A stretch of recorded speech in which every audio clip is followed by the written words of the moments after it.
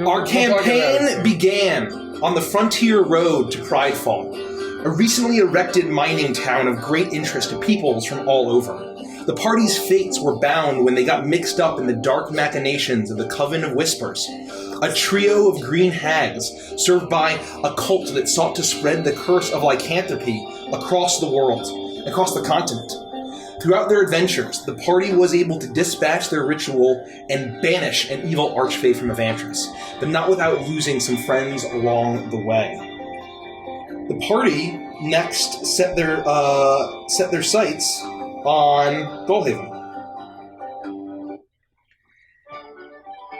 The port city, where they knew the sorceress tiefling criminal mastermind Orpheus Radamanthus was up to no good. Those suspicions were confirmed when the city was assaulted by a massive fleet of crocodilian lizard folk pirates led by King Krem the Cruel, who created a diversion that allowed Orpheus to call forth an ancient dragon turtle to advance the final stages of his master plan. When the party made their own assault on his volcanic island lair, they learned that the plan was to tear a rift into the chaos of Limbo, the alternate plane of the alternate dimension, and unleash thousands of monstrous slotty upon the world. Our heroes managed to defeat Orpheus, but spared his life when he lost all of his powers.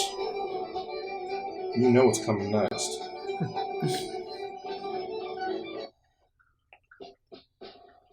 The party's next destination was Agwe, a town of sin and debauchery right on the bayou, where they inserted themselves between a brutal power struggle between two major forces in the town, the famed alchemist Alphonse LeBlanc and the riverboat casino owner Remy Garou. As the turf war ramped up with the party being major players, it was revealed that LeBlanc was actually a vampire on the path to lichdom, and Garou was an ancient black dragon serving a voodoo Loa of death, Baron Samedi. Both wanted the souls of the whole town, and one near zombie apocalypse later, Alphonse nearly succeeded. However, the party put an end to both him and the dragon, who was only raised from the dead even stronger as a Dracolich, forcing a final showdown in the Shadowfell where Garou betrayed his patron and was finally destroyed once and for all. And so why don't we go around and introduce our characters? Rhoda, you're on. Oh, can we not? Hi there, I'm Richie, and I am playing Roderick Stonehearth. I'm a Battlemaster fighter. It's going to take a wee bit to get into the voice. And I am from the northern mountains of Mammut, and I am trying to find the origin and the mysterious secrets around the Horn of Winter, or the runic frost giant warhorn. Who's next? Avantris. My name is Avantris Truestrike. I hail from a city that I can't remember because it's been so long. I moved to Gullhaven at a young age, ran away from home, turned street urchin, turned thief, turned bounty hunter, turned hero. I was after the evil sorcerer who was previously mentioned, Orpheus Radamanthus. We found him, subdued him, and decided not to turn him in for money. I'm still a bit confused on that one. Nonetheless, now that my mark has been captured, I'm sticking around to help my friends and maybe save the world. Sylvie. Hi, my name is Sylvie Flickawicket. Don't fuck with that, because now you're screwed. Now you're gonna do it. Yeah, so I'm Nikki. I'm playing Sylvie Flickerwicket. I cannot do my voice, so I'm just going to introduce myself like this. No, I'm Sylvie, and I'm Feywild something. I can't do it. Just keep it up. You're right there. I will do it when we're actually playing the game, because I can't do it on the spot like this. So anyway, I'm Sylvie. I'm playing a gnome, who is Warlock, Pact of the Archfey, believed that she was doing the bidding of Titania, Queen of the Summer Court, and recently found out she's doing the bidding of Baba Yaga. Cool. I'm Kelsey, and I am playing Annually Mossgrove, an wood elf, a woodsy elf ranger, Say, all right. Okay. Let her rip. What? Say it or you don't? For now. Okay. Yeah, ranger and druid multi-class. That's exciting and new, and I'm excited. So I came from the woods where my town was horribly attacked by fire giants, and my father was killed, my mother was taken, and I have been on the hunt to find her, and I met this group, and I've been going along, and that's it. Then the current arc began. The next goal was rescuing Annulin's mother from her long slavery in the fire giant city of Svarog, where she was being worked to near death as a blacksmith in service of an Afrita forge master named Enziri. The party set off on their own, with their former foe turned friend Orpheus Radamanthus in tow, once they learned that they would receive no assistance from Annulin's people. The Wood Elves of the Thorn Wilds, who are led by a grandiose summer Eladrin known as the Thorn Mother, who's a staunch defender of nature in the wilderness and is working on new creations. Leaving the comfort of civilization behind, they ventured to the rugged near wilderness of Smolder Peak Valley. It was here that they encountered members of the Caravan, a gang formerly of Ogway, now led by the scheming but cowardly Aarakocra Ickis. After saving about 24 prisoners, the party learned that the Caravan was selling huge numbers of the hardiest slaves to Enziri, who was utilizing their labor for her own preparations, presumably for war. Once freed, one of the captives was a dwarf named Halgrim Goldbeard, the lone survivor of an attack of his village by the colossal pyrohydra Torgrod the Incinerator, which was terrorizing the countryside and the region and burning miles of forest. Halgrim guided them to the great dwarven kingdom of Magnir, where they gained the audience of King Blackforge, a mighty forge cleric of Moradin. He pledged to rally his soldiers to fight against the mobilizing fire giants, and especially their leader, Duke Bruto, who had in his possession an ancient artifact that the dwarven king believed was rightfully his, the hammer of the first forge. The party tracked down and slayed the beast, and in the process inadvertently started a cult of Vandykong, the great lava ape, which inspired zealous legions of fire newts to ride north against Svarog. Having secured 2 forces of allies and powerful fire-resistant amulets, they continued onward, eventually finding themselves in the middle of a brutal battle on a massive bridge between 2 warring tribes of Yakfolk, where they decided to join forces with the Earthshaker tribe against the fire-wielding Flamekeeper tribe that was revealed to serve Enziri in exchange for flame power. Grateful for the assistance, Raider Tonga and the rest of the surviving Yakfolk led you all to the great mesa-top city of Tamaka. And so I'm going to go around the table real quick and say, what was a memorable moment from the past 4 years of us playing? The past 4 years? The past 4 years. I could have easily of us picked one from the arc, but from the past 4 years, I got one. Go ahead. Well, again, me as Avantris True Strike. I'll never forget when we were deep in Orpheus's volcano lair, having taken part in glorious combat with the evil sorcerer. We struck him down, and as I placed my boot on his throat to deliver the final blow, my good friend and overly cautious friend Rodek prevented me from delivering the final blow, even though Sylvie had my back. That's kind of how we ended up in this position with him, even though I would have loved to deliver his head for a lot of money. Who's next? Oh my gosh. I'll go. Well, just pick one. I remember when we were facing down Drew in his final form, his Draco-Lich form, and he was nearly dead, and I had the opportunity to strike him dead, but instead, no.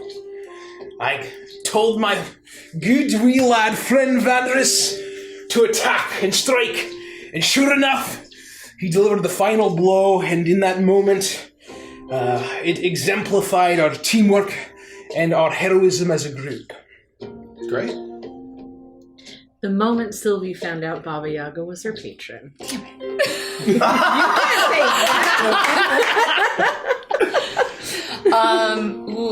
There's a lot, but I think my favorite, I have never felt more mystical than going in through Ogway in the swamps and like pulling into the black and white of the Shadowfell, and it's like dark and noir, and like the feels that I got from that was my favorite. Wonderful. And that is where the last session began. You enter the Yakfolk city and learn that it had once been a place where all three tribes lived in relative peace after being united by the great chief Kodo, the Storm Rider. However, years ago, Kodo was found slain in his meditation chamber, and the betrayal was blamed on the Streamrunner tribe, which was subsequently wiped out by the Flamekeeper tribe. You were granted an audience with the sage mystic of the Earthshaker tribe, Spirit Walker Martu, who told you of the dwindling state of the tribe and the imminent threat of the ever more encroaching forces of Svarog. He told you that the Flamewalker tribe perhaps could see reason and turn against Zinziri, but only the long-dead Chief Kodo could do such a thing, and even his spirit was lost to them for unknown reasons. Then you all offered your assistance to try to at least help bring him back. And you were guided to the pools of the ancestors, a place of great spirituality where the chieftain's corpse rested. On your way, you pass a strange artifact that allegedly had the power to summon Tao, the genies of Earth. Orpheus decided to stay behind as the four of you faced the trials, and thank you so much, Kolondar Bar. Thank you. Before you face the trials of the ancestors and the wild spirits of the land, and you were granted passage to the Tomb of Kodo. It was here that Rhoda called upon the power of Morden himself to utilize an ancient Yulongi scroll to resurrect the Storm Rider, who was filled with anger and vengeance. His life restored, he used the pools to show you the moment of his death.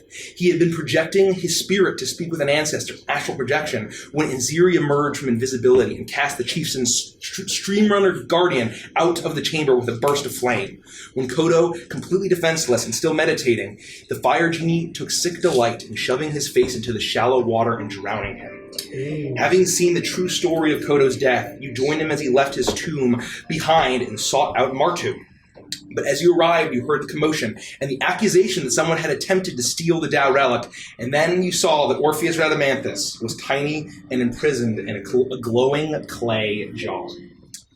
So, that was just to kind of, shake off the rust a little bit, to ease into it and give everyone some context. There's a lot more rust to shake off, but we're gonna get into it. I feel like a rust golem.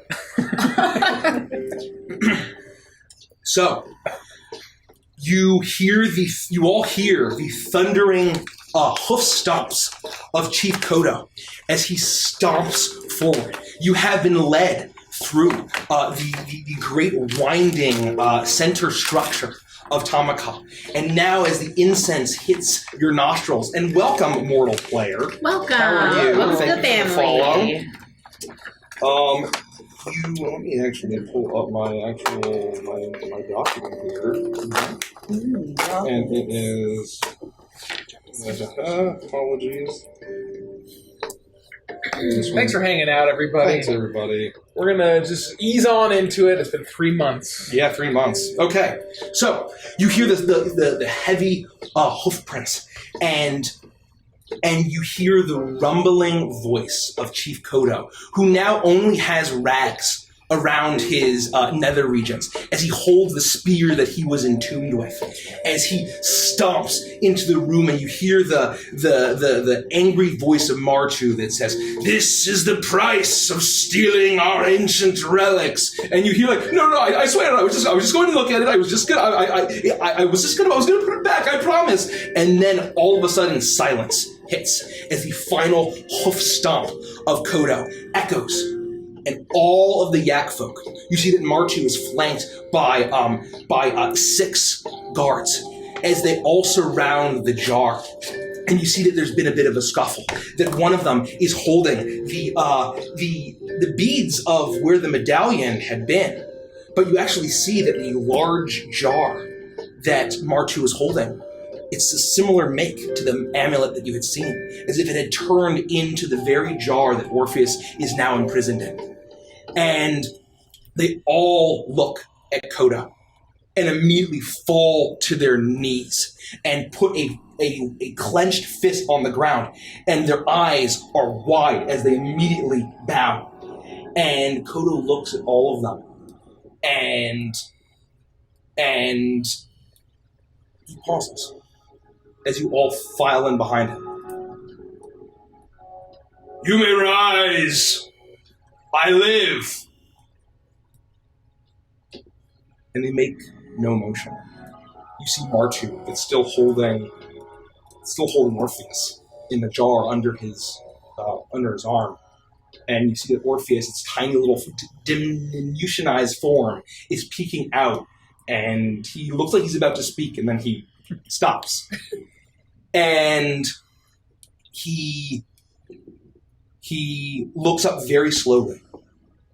The old graying fur of this yak folk, his long mystical robes, as he says, I do not believe it. The outsiders have returned you to us, not just your spirit, but your body as well. Yes. And you say that this one... And he stomps forward, seemingly ignoring how shocked they are, not really realizing how long he's been dead. He stomps forward as he reaches down and grabs the jar out of his hand. He looks at it. This one stole my family relic. Well, do we know that he stole it? Kodo pauses. And he just turns and looks at you. And Martu keeps his eyes on Kodo and says, yes, when they were in the pools of reflection, our guards caught him trying to make out with it, stuff it into his bags, as if we wouldn't notice.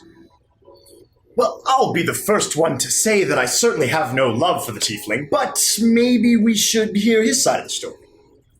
If it pleases the... No, I'm pretty sure that he was just trying to steal it, because, you see, he's kind of a nefarious piece of shit, but he's our friend and we just saved your life, so do you think maybe you could kind of, like, just look past it and let us leave with him since he doesn't actually have it anymore, like, maybe a little bit? He stops, and looming over you, he's probably a good 8-9 feet tall. As he is looming over you, far larger than these, as he leans down and he squints his eyes. I open my eyes as wide as I can. And hot steam from his newly regenerated lungs almost washes over you. Ow, my eyes were open when you did that! Ow! Ow! You... Is that a no? Ow! Are you all right? No, you should be careful where you point that thing.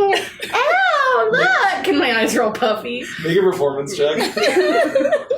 Not deception. Natural fucking 20! Wow! First die roll of the night. Puffy eyes. Not Tony on the puffy Immediately, eyes. he kind of rubs his nose, and he stands, he kind of leans up a little bit. Forgive me, I have been dead for years, and have not dealt with small folk. You're so welcome, though, because we did that for you. I thank you for giving me the chance for vengeance. Yeah, and so, as much as it would be fun to practice vengeance on a tiefling that's really stupid, because only a stupid tiefling would do what that one tried to do, and also he has no magic, isn't that really sad and pathetic? So instead of wasting your energy, because you're so strong, on him, do you think we could just have him back? He's not used to freedom. He's been our prisoner for quite a while. And if you could, perhaps, give him back into our possession, we'll keep a close eye on him. Yeah, and if we had been here, then he couldn't have done that, because we would have been watching him. But we were resurrecting you at the time. She has a good point. You all raise a strong case.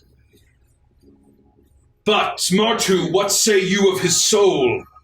Oh, it's real dark. Or he doesn't have one. Martu...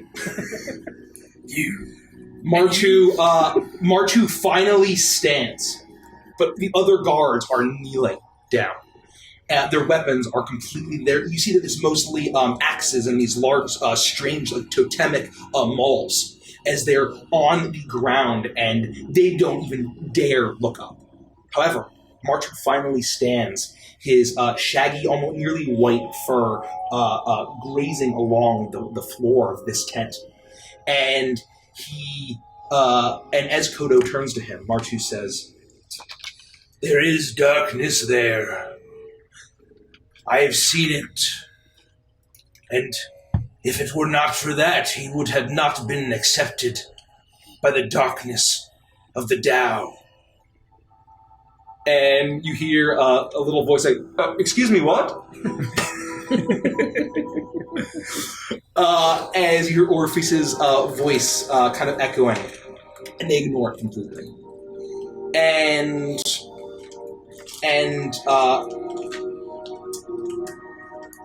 Toto looks at the jar, and he thinks for a moment. "Now, the punishment for this would immediately be death by Tao." Does he keep saying Dowel? Tao, the genie of Earth. Oh, I didn't know you could hear that because I was like, I'm only 3 feet tall down here. It's very echoey in this chamber. It is. Yes! Ow, my ears and my eyes! Listen, as exciting as that sounds, I certainly don't want to have spared him all that time ago just to watch somebody else kill him. Yeah, because we kind of need him. We won't be able to save the whole world, and most importantly, Emulin's mom, if we don't have him. That would be real sad, don't you think? If, like, we brought back the most powerful guy, like, Two-Face that you've ever had, and then the guy that's important for us to get into where we need to go dies at your hand. And I start crying. Don't you think that would be so sad? I just kind of do a... Now, let me assure you, it was the power of Moradin that brought you back. He's a very powerful god indeed. Oh, and my lucky coin, don't forget that. So we make a persuasion check in advance. Well, Rodek's lucky coin now.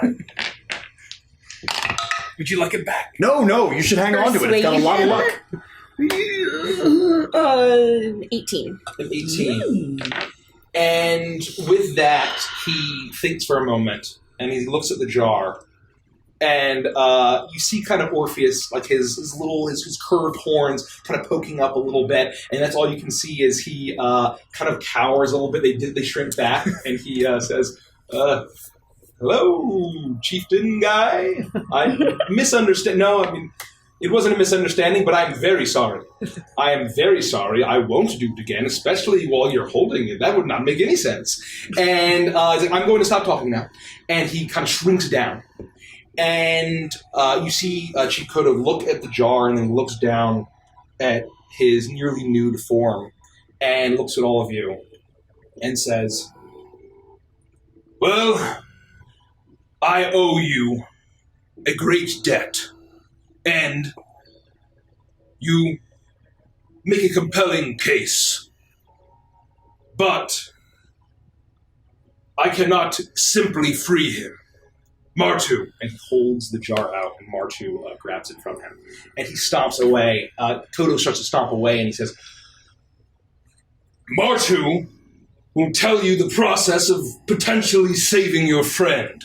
Does it involve, by any chance, putting him on a little teeny tiny racket, stretching him back out? Because I would enjoy that. Yeah, how do you make him more vigorous again? You I have to do it. may do what you will with him. He is your friend. Is it gonna stay tiny like that for the whole time? While he is in the jar, yes. Oh. Could we keep him in the jar forever? I was going to say, if there's any chance we could just take the jar with us, that might solve a lot of our Orpheus problems. We should get him out of the jar. The jar is my family's ancient relic. It is how we came to power in the Earthshaker tribe. I apologize. So how can we get him out? Martu, will you guide these outsiders to the Chamber of Reflection? Or are we just there? Or are the pools different from chambers? The what? The pools of the ancestors. He's talking about the Pules. That's what I thought he said. P-E-W-L-S, Pules. The pools. Yeah. I don't understand. Never mind. Please, feel free to lead us and maybe describe what we need to do on the way. Martu will do that. I'm going to get some clothes on. Of course. And see the state of my city. What's really cool is even though you were dead recently, your dingle's not hanging out. And I appreciate that. Turns out Morden isn't a tailor. Well, just as a reminder, you've been dead for a long time. A long time. I have. I think he means take it easy. And I have never felt better. Hatred and vengeance are great motivators. Did you know every time you start talking, I jump every syllable you say? He turns around and stomps. Well, they don't call me the Storm Rider for nothing. Ow. Oh, I stepped on my own toe. I hope to see you all in one piece, and then we will discuss vengeance. And he stomps out. I like him. All right. And immediately all of the soldiers stand up, and they file out single file behind him. And you are left in the dark room with Martu. And he's holding the jar. And he says, "The dark spirit that is within, the Tao, it feeds on the darkness of souls. It is an evil creature, that's why it is locked away. But your friend may yet be saved. You have all been visited by the ancestors, the spirits of the land. Is that what we saw in the pools? You've seen the what? You know, he keeps saying this word, and quite frankly, none of us have any idea what he's talking We about. were just there! They're wet, full of water. Pools. The pools. The pools. Let's just chalk it up to a You have misunderstanding. seen the What? Yep. Go on. the pools of the ancestors have reflected your souls. But now it is you 4, you 5 that must reflect. You said 5. Orpheus? Yes. Oh, he's dead. Oh, no. Oh, he's very dead. There's no way he'll survive that. No. Well, He could use some self-reflection. Well, right, until the Tao gets him, of course. Oh, could the Tao get him? That's what I'm drawing from. Please, enlighten us. yes. That is what I'm saying. The Tao will get him. If his darkness overwhelms him, there's nothing I can even do. Well, sure. Is there any way that we can speak to him before he undergoes this trial? He has some important information I'd like to... All of you will undergo the Chamber of But Reflection. does that mean that the dowels could also get us too? No. Oh. Through the power of the chieftain's line, the Storm Riders, the Tao is trapped within. Trapped within the amulet, trapped within the jar that the amulet becomes. But when it is fed... Can we call it a jamulet? Just for the sake of forward movement on the story? Because saying the jar that becomes the amulet that one... Just call it a jamulet, you see. That might be disrespectful. Is it? Extremely. Oh, my goodness. We are so sorry. That was inappropriate. Sylvie, please apologize to the man. Yeah, sorry, bro. Is that good enough? We'll try to be more You respectful. outsiders are so strange.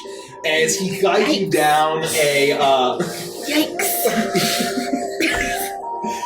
he guides you down long, narrow hallways on the other side of this in this massive structure in the center of Tamaka. And eventually there's a very small wooden door. And he reaches out and produces a small key and opens it. And immediately, the strange smoke hits you. It's fragrant. It's not quite the incense, but it smells delightful.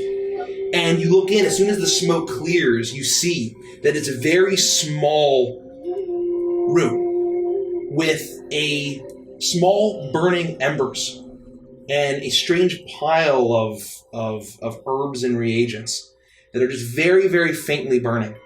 And you see that there are a number of wooden circles on the ground, as if they were seats, large enough for a yak folk. And they're all on the ground as if you were meant to sit very low. And he extends his arms inside. Now, you all must reflect. Your souls have been reflected to you, but now you must do your own. Think about where you came from, where you're going, what you are seeking, and why. So are we just going to take the the jar, and just put it on one of those seats? Yes. Mewtwo, can I ask you a question? Yes. I have to use the little gnome's room. That wasn't a question. Where do I go if I have to use the little gnome's room? Because when I'm surrounded by smoke, it makes it worse. There is I know. a chamber I'm really 3 ashamed doors of it. down on the right. Great, I'll be right back. Don't do anything with the gem. The jar. How and long? stuff. The How long? amulet that becomes a jar. How Yeah. long do you think this whole ritual is going to take, roughly? As long as it needs. You yourself, and he looks down at Orpheus. You can use the power of your friend's souls. I have seen the purity within. I have seen that they have been chosen. This is your only chance for survival, or you will be consumed by the Tao. And he stands and waits for Sylvie to go to the bathroom. I do. Okay, you're just there. So, how are things in the village? Not very good. Rainy season? Tribal warfare. Yeah, Bad it's rough. hunting. That's rough. Things seem a little rough out It's been a there. rough couple of years. Yeah. Pretty cool, though, that a dead guy's back. That was incredible. Well, what do you do for fun? I generally meditate. I'm a spirit walker. I walk the spirit realm. I did say fun, right? I didn't misspeak. Well, some people find praying fun. Fair Not enough. praying, right? Of course, of course. I think it's kind of fun. Sure. And then Sylvie comes back. Oh, thank God. Oh, so while I was in there, you inspired me. I used to be able to write music, but not very good music, and I still can't write very good music. But I wrote a song, because you said we go in there, and we have to know where we come from and where we go, and I realized I want to know how to find Cotton Eye Joe! What does that mean? Huh? What does that mean? Oh, I know, I was thinking about it when I was going pee. But do you have a song for us? Where's Cotton Eye Joe? No. That's why I said I used to be able to write not good songs, and I could still write not good songs. I didn't say I had written a not good song. You got my I just hopes up started it for with nothing. that. I was really excited. I was looking to Okay, hear a Sylvie fine. original. Where does he come from? Where does he go? Where does he come from? Cotton Eye Joe. Beautiful. Thank you. It's really good. Oh, damn. I thought I wrote really bad songs. I loved it. The ancestors work in mysterious ways, and he guides you all. He guides you in, and he places Orpheus's jar on one of these wooden seats. As he stands up and he says, "You will be locked in here until your friend is freed." Oh, no. Are we allowed to coach him through the process so we don't starve to death? Oh, yeah, if it's taking a long time, could we just stab him through the heart? I'm not opposed. You will be able to do whatever you will with him. The Tao will feast if he perishes. All right. Seems like this one might be a little bit of a team effort. Orpheus, are you listening? I think I'm a goner. You may just want to leave me. Remember me how I was. How I was before I got tiny. No. That's not a good look either. Is he, like, physically there? Can we see Yeah, the jar? Yeah, so it's like a jar, right? Like a clay jar, pops with like a big open mouth, and he's just inside, like about yay tall. And we can occasionally see his horns, Yeah, like you can him see with his his horns. hands, and like. You can see that he's like trapped. There's a little bit of clearance, but he's like trying to get out, and he just absolutely can't make any clearance.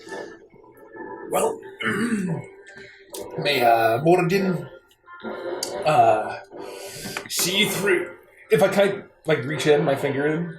You try. And I would like to just cast guidance on him. Thank you, Scabby. Is that another twist? It's a royalty check. we're halfway there. We're halfway there. As you reach in, and he's like, no, what are you doing? And your finger actually passes through, and then it glows, and his whole body goes like, this is so much more horrifying. Good luck, lad. You're going to need it. And Martu looks at you and says, you will all need to use the purity of your souls, reflect, and only then will you be able to save your friend. Perhaps banish the darkness of his soul, at least for a time. Well, we'll certainly try. Good luck. And he stands up. May the ancestors watch over you. I will come collect you when the time is right. And I will discuss with the Storm Rider what we had discussed about seeking that vengeance. And as he turns to leave, he kind of lingers a little bit. Where you have come from, what you have done together, where your quest lies, what you desire, and why. And he closes the door, and suddenly the room is pitch black. Oh, wait, before you go, I just want to give this... Oh, he's already gone. I was going to ask him if they have any kind of booze or anything. And the room is tight. You imagine it'd be claustrophobic if it was filled with yak folk. As the only light in this place is the low glow of the embers and the burning incense. As the fragrant smell fills your nostrils. And you are left alone with Orpheus. Well, now what? Oh, this is pleasant. It smells nice. Yeah, the smoke makes me have to pee. It'll be pleasant until I start eyeing you up like a smoked hen. Well, Are you hungry? we'll all start... We will be eventually. Smelling like smoked hams. Do you think it's gonna take that long for the dowel to realize that Orpheus is the blackest soul of anyone we've ever met and just eat him whole? Well, I suppose if worse comes to worse, like you said, we could just kill him and the Tao will take him. Worse comes to worse, but I guess that wouldn't really make us very pure of soul then either, would it? Are we going to know how to start reflecting? No. I'm gonna take the jar, I'm assuming it's just sitting somewhere, and place it on one of the stools. Okay. One of these wooden stools. Placed there, and he... I'm gonna peer in the hole and be like, you doing alright in there, buddy? He looks up and you see his tiny form. It looks like an action figure. Huh. And It's almost like when I was a giant ape, and you were still your normal size. I'm fine. I'm hearing horrible noises coming from the jar. Speaking frankly, I just want to say, friends, my bad. Yeah, do you want First of all- to tell us what happened? I think we know what had happened. I want to hear it from him. You were taking so long. Do you have any idea how long you were down there? It was hours. Yeah, I don't think that hours is a long enough time to start stealing from our house. You can last hours? A few hours? Especially, I told you not to, like right when I walked out of the door. Well, I mean, yes, you did. Explicit instructions! To be fair, Yeah, I even did this. Sylvie, back me up. That made me want to do it more. Yeah, no, I definitely get that. I really get that. But the problem is that... Yeah, no, I don't actually have an argument for that one because I totally get that. Yeah. See? Yeah, but that doesn't Maybe matter. that was my bad then. Yeah, no, yeah, probably. I would have done the same thing. I think know. that going forward we should... I just spit on myself. That was cool. So I think going forward that whenever we talk to Orpheus, you should pretend like you're talking to me. And so if you wouldn't say it to me, don't say it to Orpheus. Yeah. So that's it. You're going to use that as your justification for stealing this. Well, I was just going to take a look at it. I was going to... But even though I do totally agree with you, other consequences, right? So you know you've been having horrific nightmares and been coming into your dreams and doing horrifying things? Yes, I haven't slept well in months. Yeah, don't expect that to stop, okay? This is my life. Forever now. I live, but at what cost? So you wanted to look at it, but you put it in your bag. I tried did, to leave. and then as soon as I tried to put it in the bag, suddenly it turned into a jar, and well... So you had no idea what it was? Well, I knew that it had the power of the Tao and the elemental plane of Earth, and that was very exciting. What were you going to do with it? I was just going to take a look, see what it does. I'm an archaeologist, remember? And a liar. That's true, yes, I am an excellent liar. No, so you were gonna steal it because you were hoping that you could, like, cast some spells or something? From, like, a wish or something from the dowel? I just wanted to be next to it. You're a liar. That's also true. Yeah. I've conceded that. And he's like, his arms are like up on the little lid of the jar, and he's just kind of looking at all of you as the smoke is starting to get thicker. Do you now, or are you ever going to feel remorse for any of your actions? I feel remorse for some of the things that I've done, yes. I'd like to insight check him. Okay. I got a 15. A 15. There does seem to be a little, there does seem to be some remorse in his voice. You're not sure about which things he's done that he's remorseful about, but... I'm sure there's something. there are some things that he's remorseful about. Well, I'm not really sure what comes next, but I guess we have to reflect. I'm not entirely sure what that means in general. I'll tell you what. You stay there in the jar. Not that I'm expecting you to go anywhere, and I'm going to sit right here. And I motion to a chair that's next to him in the circle, and I'm going to sit down on this chair. Is it like enormously huge for me? Yeah, it's like it's a huge like wooden like a stump, but like perfectly carved. I'm going to cross my legs and sit on the stump. You do that. And I'm not wearing my cape, so I don't need to fix my thing. And I'm just going to sit there, and I'm going to kind of like assume a meditative position, and just not really closing my eyes, but looking around at the rest of the group and ceasing to talk. Okay. Should we reflect on something? Like what? Like what he said? Let me try. Where did you come from? Where did you go? How did you catch that varmint Cotton Eye Joe? I still don't know who Cotton Eye Joe is. Well, I'm imagining with a name like Cotton Eye Joe is probably a rabbit. Well, they might be a metaphorical person or thing, perhaps in this song. Sylvie was using the expression of song to make you conjure up ideas of something that you're looking for, and that's what we're trying to find here in this cave. Yeah, his name's Joe Rabbit. Perfect. Alright. Just imagine Joe Rabbit.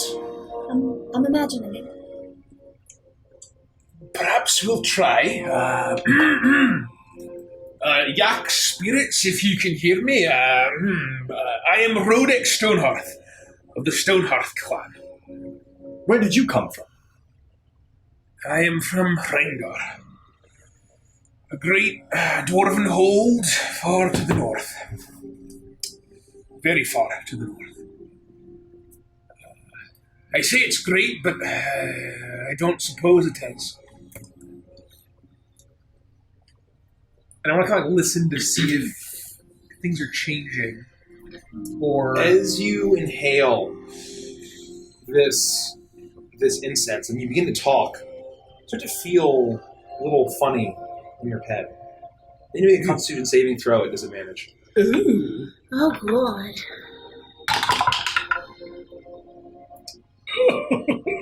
Is it just Rodek or is it all of us? 13.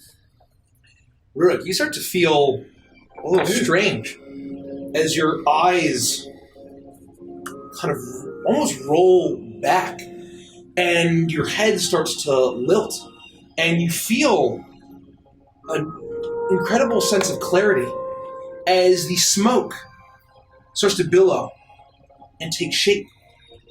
It starts to form in this smoke that's all around you, and the ember the light starts to glow within and almost project a scene. And it's at that moment you hear faint noise. This incredibly quiet chamber. As you hear the sound of screams, of thundering hooves. You see a ram. You see dozens of rams riding along a massive stone wall. As the dwarves riding on their backs have spears, great swords, axes, hammers. As they ride along, and you hear a scream as a massive harpoon flies over, slicing into 3 of them. And you see, as the wall starts to crumble, 2 rams and 2 soldiers on top of it fly off the wall. And you see, as they fall down, the angle starts to shift, and you see a massive form, horned helmet, shaggy mottled beard, as it reaches up, grabs both of the dwarves and smashes them together. And it goes back to the swirling smoke. Did anyone else see that? We all saw it. Are you all right? What was that? That was a long time ago. That happened? That was a real thing that you did? Were you there? Seems like that and countless others. Day. It was hell. That was my life. It's this sacred charge, I guess you could say, of the Stonehearth clan. Was to protect the hold, protect the walls of Reimgar. And there were raids, there were so many raids. Frost giants, they never stopped. Didn't matter how many we killed. They always came back and they killed us. And we killed them. We'd rebuild the wall and they'd come right back. Was that what that creature was? Hey. Frost giant. Most foul creatures alive. Oh. I'll kill them all. I'll be there to help you this One day. time. I'll kill them all. Yep. Does it evoke an actual memory? Like, I remember that? Yes, you remember experiencing that. You had been riding behind this, and you saw just a total swath of. You barely survived just by pure chance. Had it been 10 feet back, you and Ramby would have been totally destroyed as well. It was a close call. Perhaps Moradin was looking over me that day. Many other days, just like it.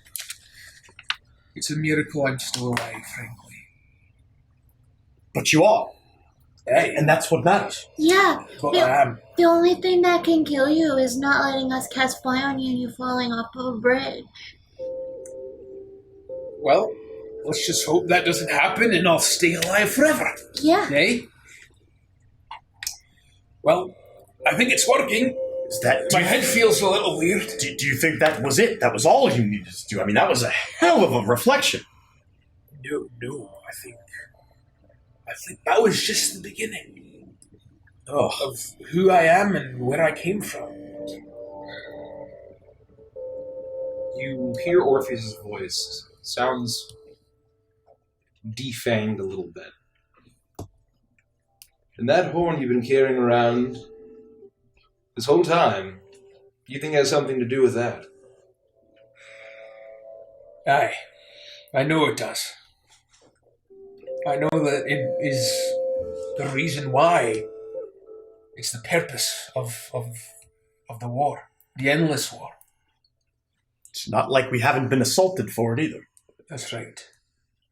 They want it back, and the endless war, it was a lie. We were defending against a force that the leaders of Heimdall intended. It was their machinations that trapped my people, that still trap my people. If it's not a pile of rubble, as we speak. Spouting round. It hits one of the hot stones and it sizzles. I know you're mad, but you should spit in somebody's sauna. Oh, sorry, spirits. It's a religious sauna, and if it's offensive to call it a jamulet, I think it's probably not a good idea to spit in. You're right. I won't do it again. Okay. Speaking of which, I'm starting you to on sweat. the knee. I don't feel too well. It's a little warm in here. I'm a little concerned. Would anyone like to try to go next? I don't know. How about Orpheus? You feeling up to it yet? Yeah. I don't need to do any of that. No. Well, not unless you want to be consumed, of course. I think you definitely have to do some of this. Well, I mean, I You don't want to stay in there, do you? no. But I'm afraid. You are teeny tiny. We're all afraid, lad. It's how life is. Even me? He's lying. No, Someone he's else not. go. Someone else go, and then maybe I'll go next. Alright, someone else go. You know what's even more scarier than all that? The fact that Orpheus feels like thinking about his past is worse than being consumed by a dowel. There's definitely some kind of a teaching moment here. Yeah, I don't know what it is, Avantris, but it's there somewhere. But you're not scared, so That's go right. for it. Vandris True Strike is never scared. Literally never scared. Oh, so I have to go next. Yeah. That's what you said. Great. Okay. Well, let me try this. I'm still sitting the way that I was. I'm gonna straighten my back and take a deep breath. My name is Vandris True Strike. I was born in the elven city of Cygnus. 2 parents. They loved me very much, and I guess the pressures of trying to learn magic, being unable or unwilling, I don't know what you want to call it, I decided to leave home. I left. I figured there was so much more other than Cygnus to see. It's just... I was in a rut. I know, at the age of 60, how could I be in a rut? But I was, and I decided to leave home well before I was able, had the ability to. And I just kind of left. I walked across the continent and found myself in Gullhaven. And I was just kind of an orphan at that point. I didn't really have any money, any way to feed myself. But I made by, I'm not proud to admit that I stole more than 1 meal, for sure. And it wasn't until I stole from the wrong person that ended up working out for me. I'm ashamed to admit that I stole from Seamus. And How could you? well, I didn't know him at the time, and I just thought he was some doddering old fool, and I'm sorry if you hear me say that, but I don't mean it. I learned. He beat me good, and put me in my place, and that's when I realized that, maybe he was a friend, and he fed me, and then I worked for him, and he paid me, and I had a place. And then it was nice, and then as I started to learn the kench and the streets and things like that, I became nifty with blades, and he had jobs for me, and I just kind of fell into bounty hunting, and I met my friends, and I met Hissy, and we went on lovely adventures until it all fell apart, as you all know. And I miss her deeply, and I hope that she is at rest, and I hope that Amiria is okay, and I hope that Forgus is doing all right, and I just worry about Seamus, and I worry about my parents. I just left them. And I do feel bad about it, because they probably think that I left because I didn't like them or something, and that's not true. I was an ungrateful son. Make a Constitution saving throw disadvantage for me.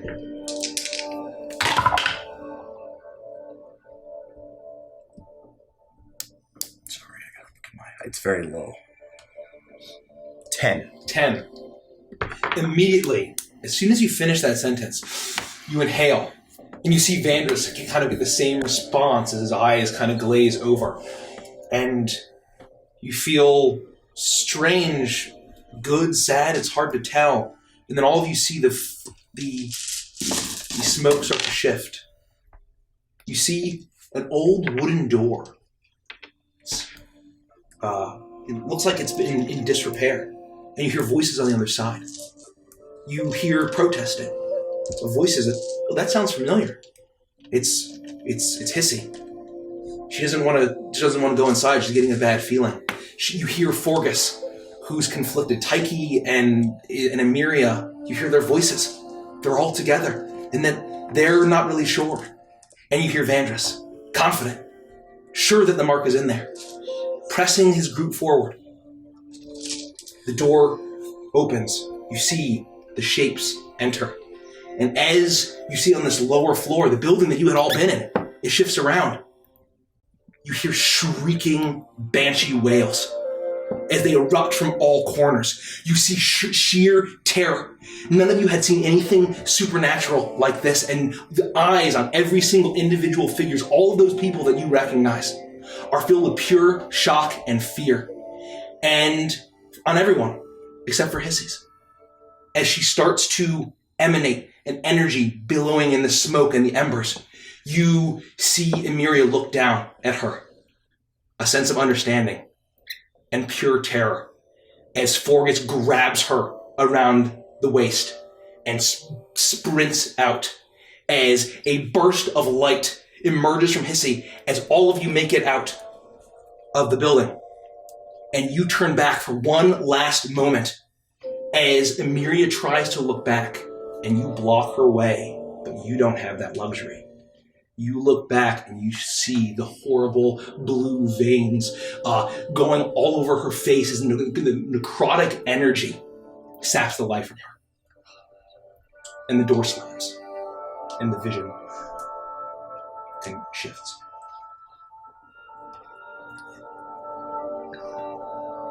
You okay? I don't think so, but there's nothing I can do about it. And I've made a lot of mistakes. She's with Seluna now, at least. And I know it probably doesn't make you feel any better, because I'm sure that the image haunts you, but what you did for Miri at the end, by blocking that from her, she doesn't have to see that every day. And that's a good thing for her. Thank you. Mm-hmm.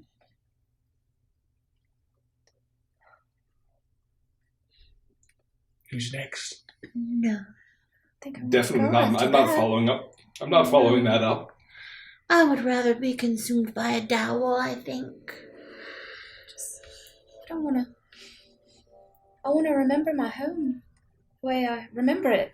I'm afraid if I reflect into this, it's just going to show me things I don't want to see. I think that's the point of all this. Yeah, but I don't just pretend like nothing's real and everything's a lie because I want to face the truth. I think we call that projection. You can't escape it. It all happened. Yeah, but, like, it's not currently happening, so...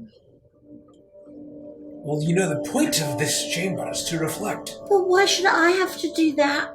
Why should I be punished? Because Orpheus got himself locked in a amulet. That's a fair point.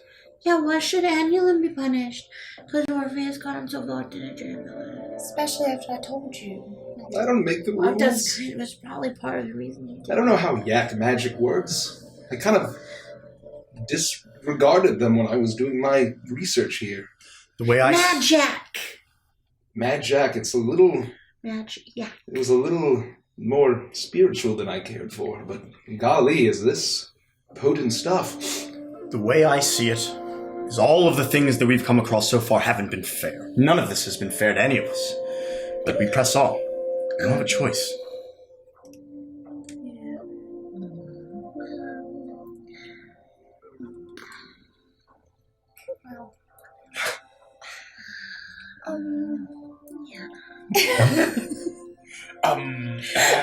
I suppose if we're really torn, we can flip Rodek's new lucky coin. No, because you gave that to him, so if you flip it, then probably all my gold will go missing. What? I'm not a con artist. It's just a lucky coin. Well, you literally just finished telling us what are you doing? What are you doing? See, now Rodek just took my monies. Why don't flip it. Why did you just take my monies? You can't waste luck on. I'll go. That's not fair. I'm about to flip it. To be fair, no. We didn't even pick who we were gonna be. If I was the head, she was the tails.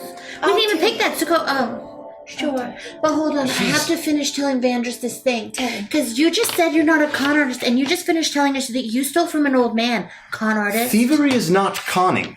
Really? It sounds like a con. I wasn't trying to trick anyone. I was just taking their food. Yeah, that checks out. Go ahead. Let's complicate. I think we should all have a talk about negative actions and their negative consequences. Thank you for the break. Thank you. We're a chamber of reflection as we get back to our 3-3-month break. We are reflecting. We're reflecting, and my nails look like poop. I think you're right. I mean, there are consequences to actions, and that's the whole point of this. Yeah. So, I'm just going to say it now, but you should have known that if you were going to do something bad, that something bad would happen to you. Yeah, no, for sure. It's very simple. I've never really thought about the consequences. I always just kind of winged it, and it always worked out for me. Did it? You went bald and you lost your powers, and Well, until it now did. you're in a tiny jar? It was a pretty good run there for a while. Sick burn. Ooh. Thank you. You're welcome. I liked him when he had no hair. Me too. I didn't. I didn't really either. Thank you. Thank you. You know when I really liked him? When we sold Sir Frederick the horse and he had to walk. Oh wait, that hasn't happened yet, but it's going to. No. Thank you, Pastor. Pastor. Pastor Frederick. Yeah, no. I didn't think about Who will keep Wendell company? I will. But they're horse buddies. They're not bunnies. They're buddies. Horse buddies. They're not bunnies. But you do realize that if you die here, we're not keeping the horse. So you better survive if you want the horse to not get sold. Well, I mean, the horrible voices that I'm hearing from inside this jar, I'm assuming that you can't, because you haven't commented on it, is getting more vicious and angry. So you're just hearing horrible whispers? What were they saying? Not really whispers, like Anything? angry gnashing and like growling. Yeah, it's not pleasant. It's not verbal speech. Not yet, at least. I think that's the dowel that's trying to consume your soul. Well, currently. I certainly don't want to rush anyone, but Annual, maybe if you, Yeah, I really don't want to get rid of Sir Frederick, so I think about my home every day. It's the most beautiful place in the world. I think. It was to me, anyway. And I can remember growing up and walking through the forest and seeing my family and my friends and all the little critters, and we'd run around together and climb trees. And I miss it so much. Every day I want to go back more and more, and I realize how terrible the rest of the world is and how much I want to protect what I had. That's it. I just miss it. Make a Constitution saving throw at disadvantage. That's not very good. Hashtag wormwood.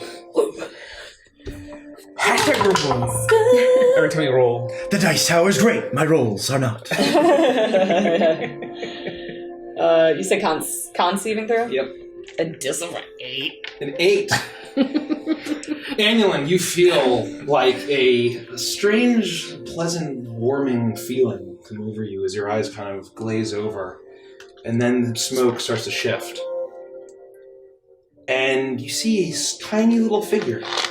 A chipmunk. It's scampering around a little root. And behind the chipmunk, you see big, beaming eyes and a grin. Annulin, watching the chipmunk go and grab an acorn and start to nibble on it. And then you feel a rumbling in the ground as the chipmunk immediately takes the acorn and scatters. And you hear the barking. Horrific, fiendish barking. And you hear the blazing and the stomping and the creaking of wood as you turn. And you see it before you hear the screams of your village. Elves running around as hellhounds burst into the scene, running around, pinning people down as massive lumbering shapes, not quite as tall as the one from Rodek's vision, but far wider. And covered in armor, and for as massive as they are, moving like graceful warriors. And they're armed with blazing chains, large beards, snarling teeth, and you hear the creaking and rumbling as these strange machines of war roll down, bursting flame. Large chained cages as you see women, men getting pulled out of their homes. Their houses burn as the ones that struggle too much their throats are torn out by these massive flaming hound creatures. And you hear the screaming, and you're sprinting off towards your home. You're trying to find it, and there's chaos all around you, and somehow you're able to dodge everything. And you see the flames, but you see your house is completely destroyed. Your father's workshop, the forge that your mother had worked, it's gone. Your mother's nowhere to be seen, but you don't see any life, and you hear some movement, and there you see the mangled corpse of your father in the rubble.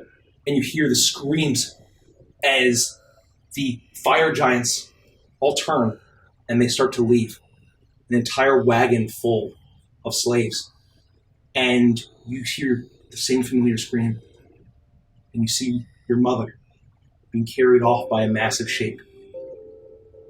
And you see something that had been purged from your memory, but something that suddenly strikes a bit of familiarity.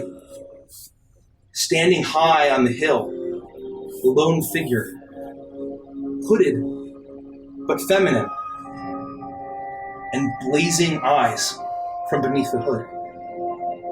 And it shifts.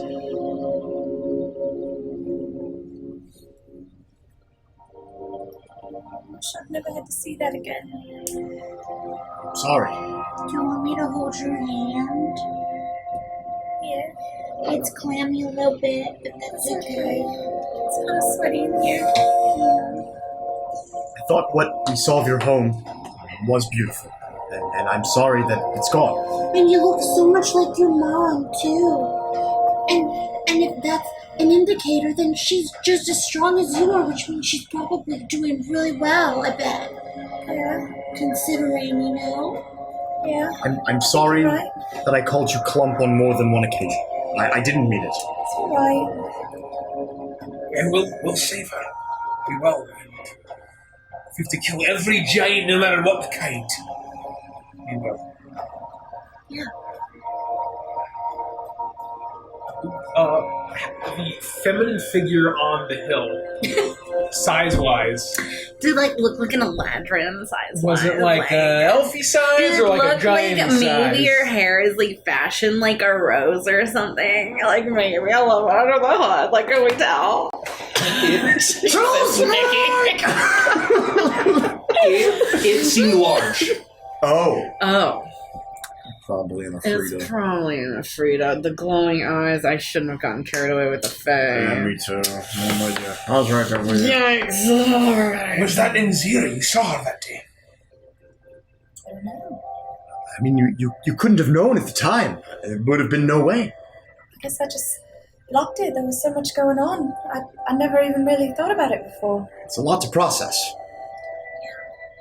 Maybe that's why you're seeing these things, you know, because when you're in the moment, you're thinking about what's the most biggest, importantest emotional thing to you right in that moment. But when you can be an onlooker, as if you're watching a play, like Vampire the Masquerade the play, you notice things you didn't notice the first time around. Which is why I forfeit my turn for Orpheus to experience his. You're supposed to clap for me. Go ahead. I'm still. I mean, I don't want to follow that up. You know, I'm trying to figure out why it is that we care. We're in this because of you.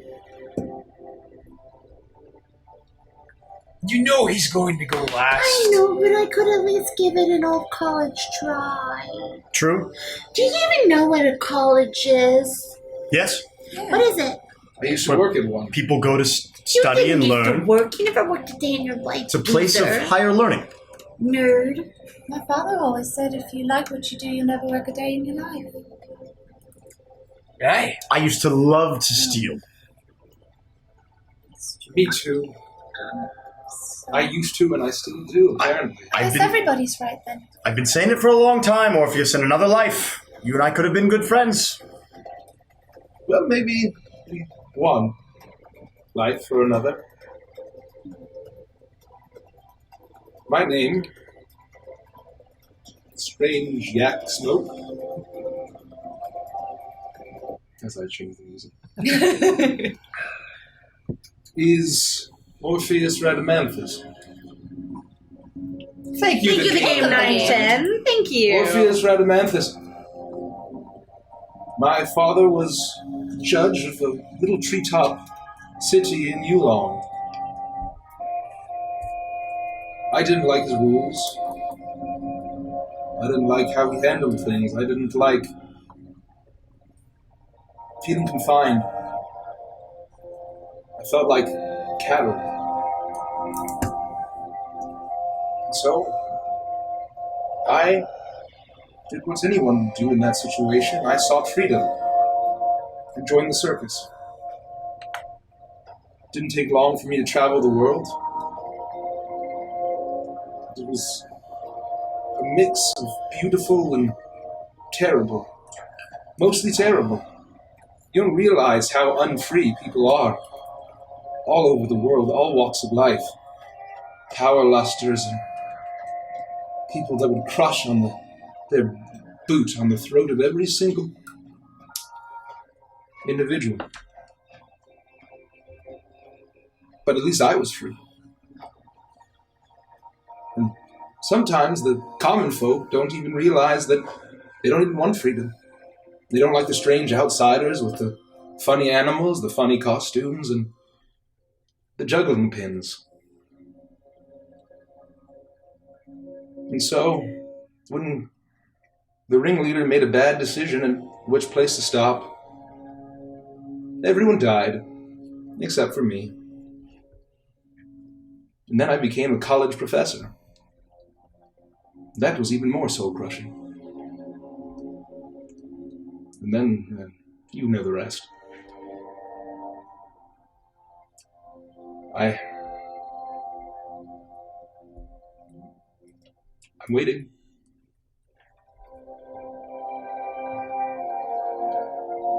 And immediately, like, I'm is anything going to happen? And his tiefling eyes kind of roll around and roll back. And he kind of slumps back in the jar. You hear his horns clack against the clay. As the smoke starts to take shape, as he kind of heaves himself back up, and you can tell that he wants to look away, but he's not going to.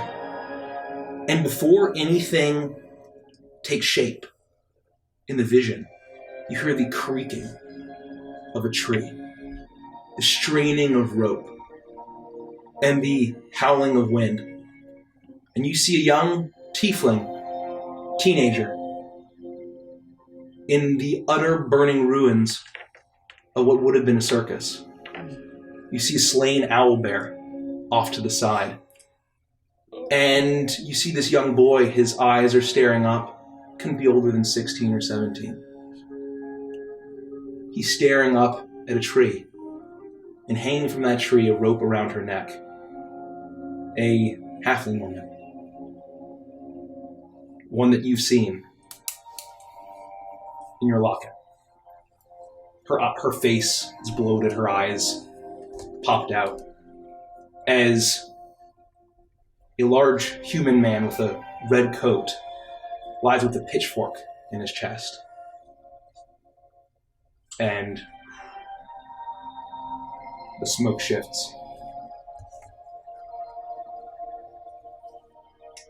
And Orpheus is just staring at it.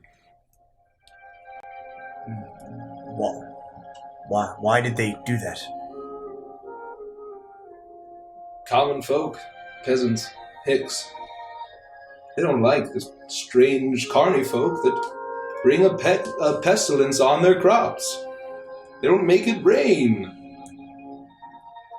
It's easy to believe, and it's not hard to round up a posse, Especially when those in charge are along with them.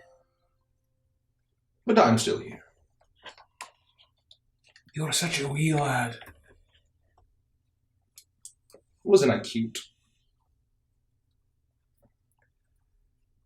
Well, I'm sorry that happened to you. It doesn't forgive or excuse anything you've done. Know that. That was a terrible thing to experience. It wasn't great, that's for sure.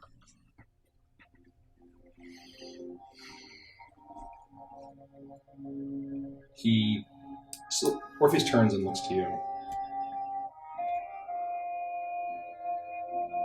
I want to know. You want to know what? Where did you come from? Oh, I've told you many times. Hello, weird room with a smoke in it. I'm gonna do the thing now, so hold on your pantaloons. This is gonna be a fun one. So my name is Sophie Flecker Wicket, and I'm a forest gnome. I come from Bog Possum. I lived in a very small house with way too many people in it. Some would call it a hut of some kind. Not the kind you're thinking of. I know, Baba Yaga, whatever. So anyway, there are too many people in there. My dad was really mean. He named me Sylvester because he wanted a boy, and I wasn't. And then from there, my family ignored me because I was somewhere in the middle, but not quite in the middle, but kind of in the middle. And so I would do really cool things. I would learn how to make stuff. And I made dolls, and I drew paintings, and I did all kinds of cool things. And I would go show my mom, and she'd look down, and she'd go, oh, yeah, thanks, Okra. And that wasn't my name. And then I would walk away, and I would be sad. And so I would go talk to Okra, and she would look at me, and she would say, Sylvie, we don't care. That's never gonna make us any money, Sylvie. You're wasting your time. Why do you have to be so stupid? And then she'd kick me. And then, so I left. Yeah, that's basically it. Con saving throw disadvantage, please.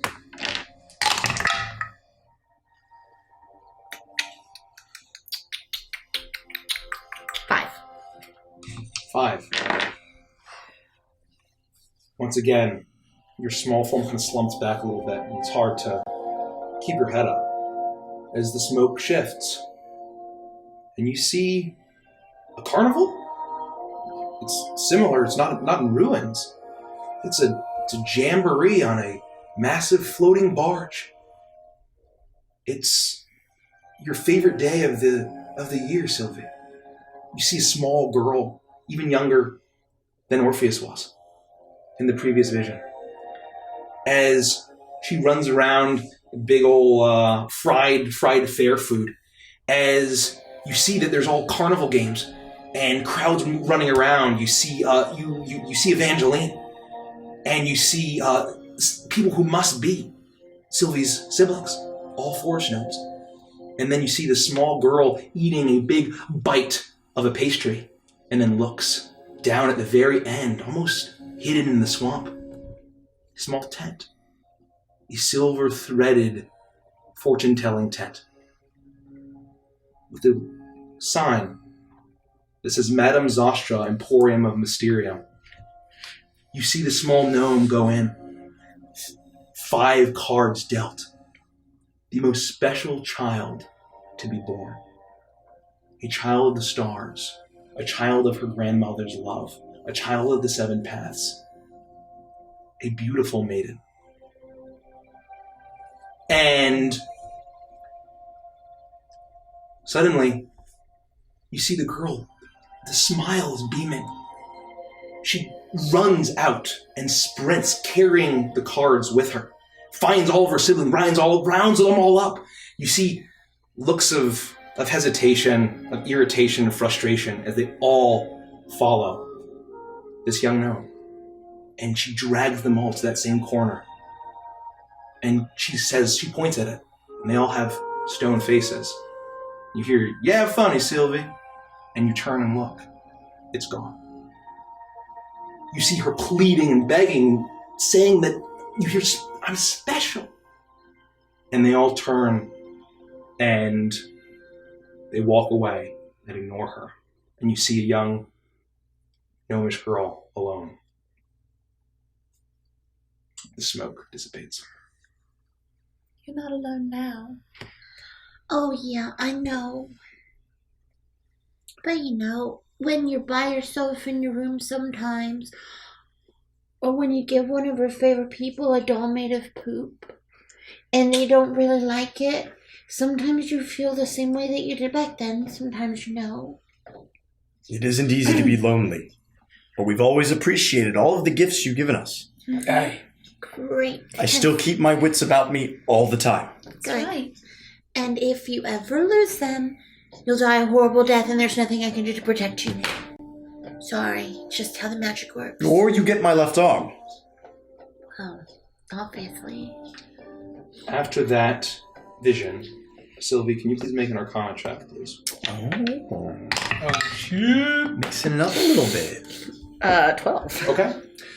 So as you all sit there, you notice something as Orpheus looks at you, Sylvie, and says, "Thank you, Sylvie. I never really know what is true about you or just stories, but yeah. I guess that's how people felt about me my whole life." It's just sad, because everybody else, all of their stuff had to do with death, and mine was just the death of my self-esteem, really.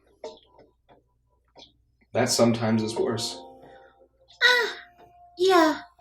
Yeah.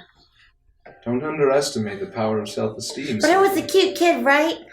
You were a cute one. I had buck teeth, I like and it. And you notice now, as you're talking, that Orpheus's shoulder is a little out of the jar, and his elbows are on top of it. He's actually gotten larger.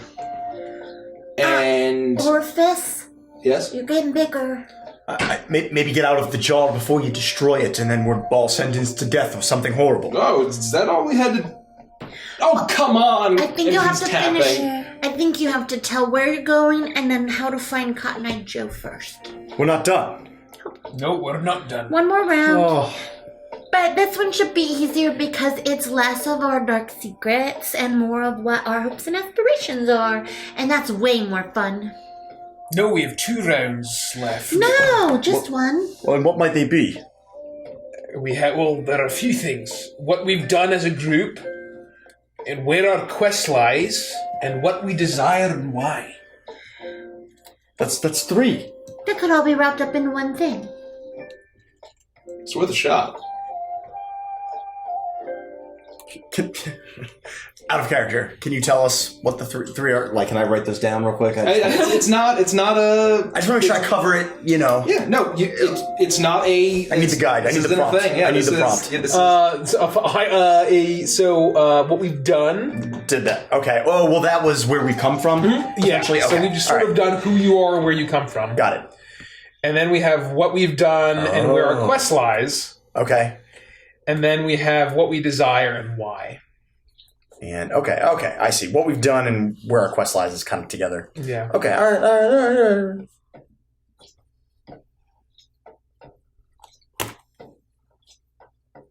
We've done a lot.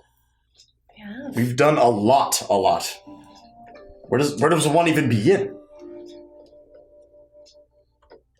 At the beginning. I remember being in that inn. In what was it called? Wickermore. I think back. That inn in Wickermore, where we all happened to arrive about the same time, all heading north to the brand new mining town of Pridefall. I happened to have a cart pulled by my trusty ram, Ramby. You mean your boat? My ram. Well, we're not gonna win now. And you all, almost as if it was fate, decided to come with me. I had zero intention of paying you for that ride, just so you know. And I would never ask for payment. I was going anyway. I was searching for Professor Titan Azran, one of the greatest archaeologists of our time. I thought he could tell me something about this horror. Go on. Did you say whore? Horn. Oh, okay. Sylvie. Well, you We're know. in the shrine of reflection or That's whatever. why I stopped myself. You told me to go ahead. You And got permission. on top of it, he's a pious man now. We have to remember that. That's not my fault. I'm a godly man. I am. It's not my fault. Thank you, Paul. That's twist. That is a twist. Let's get a twist going. That is a twist. That is a twist. Who wants to get this one? Go for it. Or I'll do it. The godly, The godly gentleman, man. the godly Godly dwarf. man. Shut up! Shut the fuck up! Ghostby, please says godly in the you. sack. Yeah. Zach. Heck yeah. I'm so sorry, Leafy. This is not episode 69. Next time is episode 69. Yeah. You're This not is prepared. episode 68. Hey, thank you, Not Good RPG. Thank you for the Thank you so much for the sub. resub. Thank you. We were on the road north. We heard a scream on the side of the road. Ended up being a trick. Kenku to lure us there. Trappers to presumably sell us into slavery as well. We fought through their lair. We found a wee halfling girl who ended up playing quite a large role, far bigger than we could have possibly hoped for. And it's been quite a long time since then. And we've done many great things, but I still remember that first adventure together. That first day. As the smoke starts to fill your nostrils, you should see the glimpses of Prideful, the cart on Ramby, the 4 Kenku that jumped out of the thicket and attacked you. And you see, as you see Dobro riding atop Piccolo, you see the sprawling mining town of Prideful. And then you see your dark underground. You see a massive 5-sided obelisk, strange carvings on all sides. A massive statue of black, oily stone in the form of a strange, slithering, eel fish-like creature with 3 eyes. And you see a smaller figure relatively. A human man, top hat and a case, desperately investigating, his eyes wide, his ambition. You can tell he's so excited at what he's found. He would make a name for himself. Sploosh. A massive glob of thick white mucus coats him. His eyes go white, his body shifts, and he looks at all of you and grabs this massive statue and dives into a pool of black water and disappears. Well, I have a feeling that won't be the last time we see Aslan. I just don't know how. He must be dead. In some form or another, I just don't know how. Sure, he's probably the Aslan we knew, Triton. He's dead, hey. But it's almost like, again, it was fate. Yeah. He wasn't that great of an archaeologist, if you ask me, but... Better than you. That's true. All I did was just scam grant makers and just goof off. He thought he was great, sure. Perhaps he did have a lot of great discoveries. But that was the first time we fought. Remember that? Yeah. That was right there. Oh, I'll never forget it. I juked all of you so hard. Oh, we gave it to you good. You really, Please. Well, yes, but I had you there for a little bit. I mean, to be fair, you just ran away like a little bitch. It was because he was scared. I know. Well, So I don't think you got one over on us at all. I think you were just scared and ran away because you realized, oh crap, they're more powerful than me, and that kind of sucks for you. So, yeah. Well, I guess I'm also small in the jaw, so fair point. Yeah. Okay, so I remember this one time that we were on a boat and I met my husband, but he just died again. Like, he died once and then he died a second time, and he wasn't my husband yet. Or wasn't my husband yet? I don't remember. He was also Santa Claus, and so we were on a boat and we were coming back and there was a helmet and I got in it like it was a cauldron, and I gave up my powers to Titania to be able to send a dragon turtle back to the other side of wherever it came from, and I didn't have to actually give up my powers. It was really great, but I sent him back with all of the magic of the universe, and it felt really powerful and wonderful, and we saved a town. It was really cool. You did a great thing. No, we all did. But especially you, it was heroic. Yeah. Quite the definition of the word. Thank you.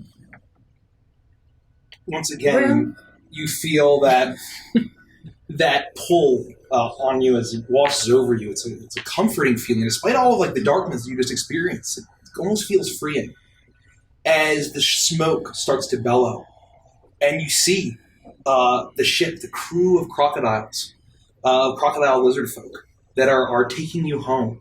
As you see the massive shell of the ancient dragon turtle heading towards you, the water getting displaced, a massive maw emerging as you see scalding steam bubbling in its throat, and you see Sylvie sitting almost in the eyes of the abyss, the helmet is glowing, and as her hand outstretches, you see her steel herself, and you now see the full angle. You were all looking at the dragon turtle, but as you saw a burst of pink glow as she channeled the magic, you see her steel herself and make that sacrifice, giving up Titania. And the glow switches from pink to a dark, swampy green for just a moment as a blast of steam as the dragon turtle disappears. And the smoke swirls and closes in. Well, I guess that was her subtle way of letting me know I was wrong. It's a fantastic point. You know, it actually hadn't occurred to me until now. Me either. I just thought Titania was pissed at me all the time and she was making my spell stinky, but it was just Baba Yaga, tramp stamping me or something? You What do don't you call it? think you've accidentally given up something else, do Like you? what? I don't know. Like my last chocolate bar? And I reach into my pack and make sure I have it. It's there. Oh no, it's still there, don't worry. It's there. There's like a huge Little bite melted. out of it. You can see the imprint of my slightly crooked teeth. I'm just going to worriedly look at Rodek. Ooh, Well, that was scurry. I suppose from a meta perspective, it would be nice if the next two were in chronological order like the first two. So it depends on whether or not what Annulin's memory was going to be, whether or not I should go next. Sylvie, Oh god, sorry, I forgot you were in the jar. that sacrificial magic that's in that helmet. Yeah. I know it very well. Yeah. You did have to make that sacrifice. I don't know what you mean. Was that the moment that you did give up Titania, but you didn't lose your powers because it didn't come from her? I don't know what you mean. But the... Did you know that my favorite types of books are YA novels? No. Okay. Are you, now. are you saying she gave up something else? Even something as powerful as what you've alluded to, being your patron, will not be able to maintain trickery, illusion, magic over a set once a sacrifice has been made. Perhaps it was that you sacrificed the comfort of feeling like you had Titania on your side. So you're saying that I'm smarter than I look, and by giving up Titania, I ruined Baba Yaga's trick? Did you start to experience like you weren't as pink and sparkly after that moment? I resent that. I'm super pink and sparkly. I don't recall any swamp business when you found me. You meant in my magic casting. No, yeah, that turned into gross swamp biz. Was that the inflection point when that happened? Yeah, no, totally. I just thought I had, like, atrocious gas. And I guess technically I do, but, like... I see. Different. Maybe you forced her hand. That means that you got that there is something that is able to undo the power of such a powerful figure. Interesting. Yeah, sure.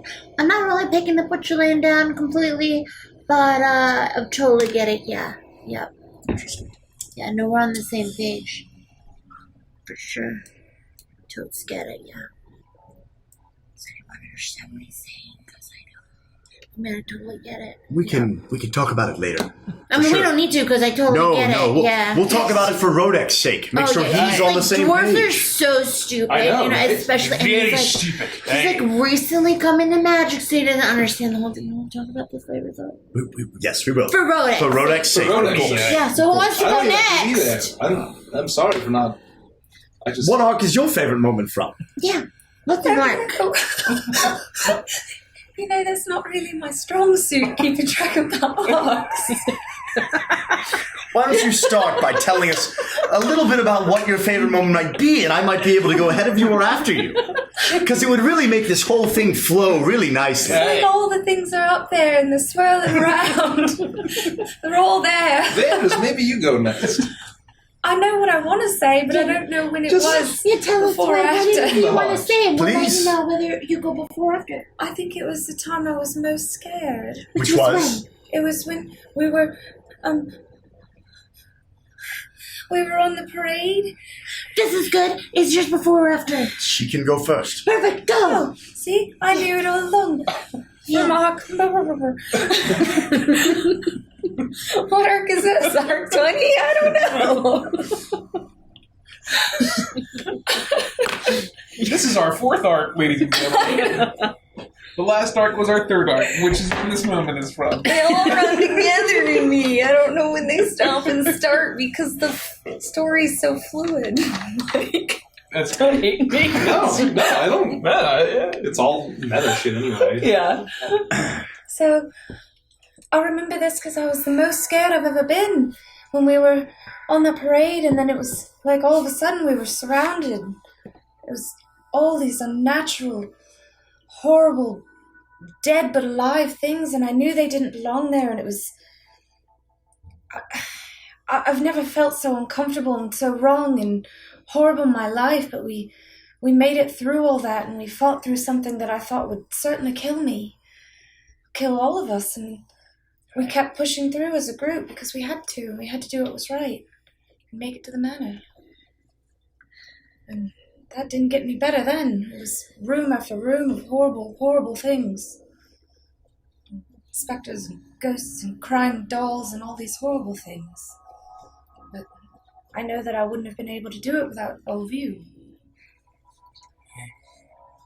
And as you inhale after that, and suddenly your eyes start to go, and you see the smoke billow, and you see a massive crowd as they're celebrating. Hear the cheers, and then suddenly you hear music as everyone around you starts to shriek in agony as you see far ahead the vampire and the horrible necromancer standing on top of the float, and from a perspective that you had never experienced. As you look around, men, women, children are shrieking as necromantic magic rips out of their souls. You see them flying through the air, the wailing, the cacophony of dying, wailing, tortured souls flying towards that fiendish artifact. As they all turn around, and you see as a quick flash, and you're all surrounded, a young girl who had been hanging on a railing trying to see the parade that you had seen, and you had given her a little wave when you were the saviors of the town after killing Guru. You remember seeing her. You saw her barreling down on one of the women who had an had a drink, and you realize that this young girl must have sniffed one little nick of the alcohol, and before she was able to tear her teeth into it, you fire the arrow and pierce through the head as the zombies continue to descend upon you, and that's when it swirls around.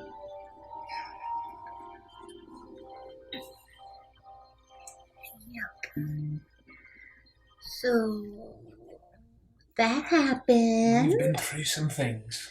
A lot of things. Yeah. We've just done so much. I mean, we've fought hags. We've gave a small island of lizard people the tools that they needed to achieve freedom. That was pretty good. We met a ghost person. Did you know that gators aren't lizards? I just wasn't sure if you knew. I didn't. I'm not a biologist. Yeah, a biologist. Biologist. I love pies. Sure, of course. Keep going. Yes, we've faced liches and dragons and the fire monster, a fire hydra, and we freed the dwarves of their imprisonment by this creature. But after everything that we've done, my moment that I would pick was shortly after yours, Anulin. You guys helped me get closure. I know we mentioned it, and I know that Hissy's with Saluna now, but seeing it happen, we saw the power of gods. I don't know what to even say. I mean, we've just discovered that this world is so much bigger than us. And the fact that I was able to finally get answers for that night, all that time ago, in that moment, I'd never been more angry in my whole life. But we got justice, or at least some form of it, and I thank all of you for that, because, as Anulin said, I couldn't have done it alone. I never would have even gotten that far. But we did it, and we're going to keep doing it, and whatever this thing is with Baba Yaga and the Frost Giants, and whatever dark things are happening, we're gonna do it. We're gonna keep pressing forward. We'll keep destroying evil. We're not dead yet. And that's what we did that day. And many other days, but when you see 1,000 souls ripped from their bodies and before your eyes, It's horrible. it feels like we got justice that day. And you did right by your friends. I don't know, but You did. I hope you're right. As you say that, you inhale and you feel lightheaded slightly. I don't inhale. As Avantris does. And the scene starts to shift. And although it's just embers, you feel like all of you are able to see into this strange images projected in the smoke. And it's a horrible scene, but it seems to be bathed in moonlight. As you all look ahead. I saw him changing to the song. I knew it was happening. And you see a vampire, his eyes filled with hatred and confidence and cockiness. The brutalized corpses of his companions, a ruined succubus, the same ruined necromancer, dead at his feet, all betrayed and cast aside, holding the grand chalice of agony, gold and ruby encrusted. And the horrors are all around you. The organ is playing that would later get animated. This horrible ancient lair has opened up and the full moon is around you. But it feels calm for just a moment. As the moonlight bathes you, you see your friend, the tiefling Emiria, as she embraces the small spirit of that young halfling that you had just seen lose her life no more than an hour ago in the vision. Fully restored, glowing, radiating moonlight. Whole. And you see the tears streaming down Amiria's face as she raises a hand up. As Hissy, her spirit, freed from the endless undead nightmare that she had been experiencing, shimmers and fades into moonlight. As does the vision. Thank you, Hanska. Thank you, Hanska. Thank you. That's another We did twist. the twist. Oh, Thank yes, you for thank the you. twist. We just couldn't stop that moment with the song, you know. You gotta stop playing that song, Mike. Yeah, I fuck it. Ooh. Man. Oh.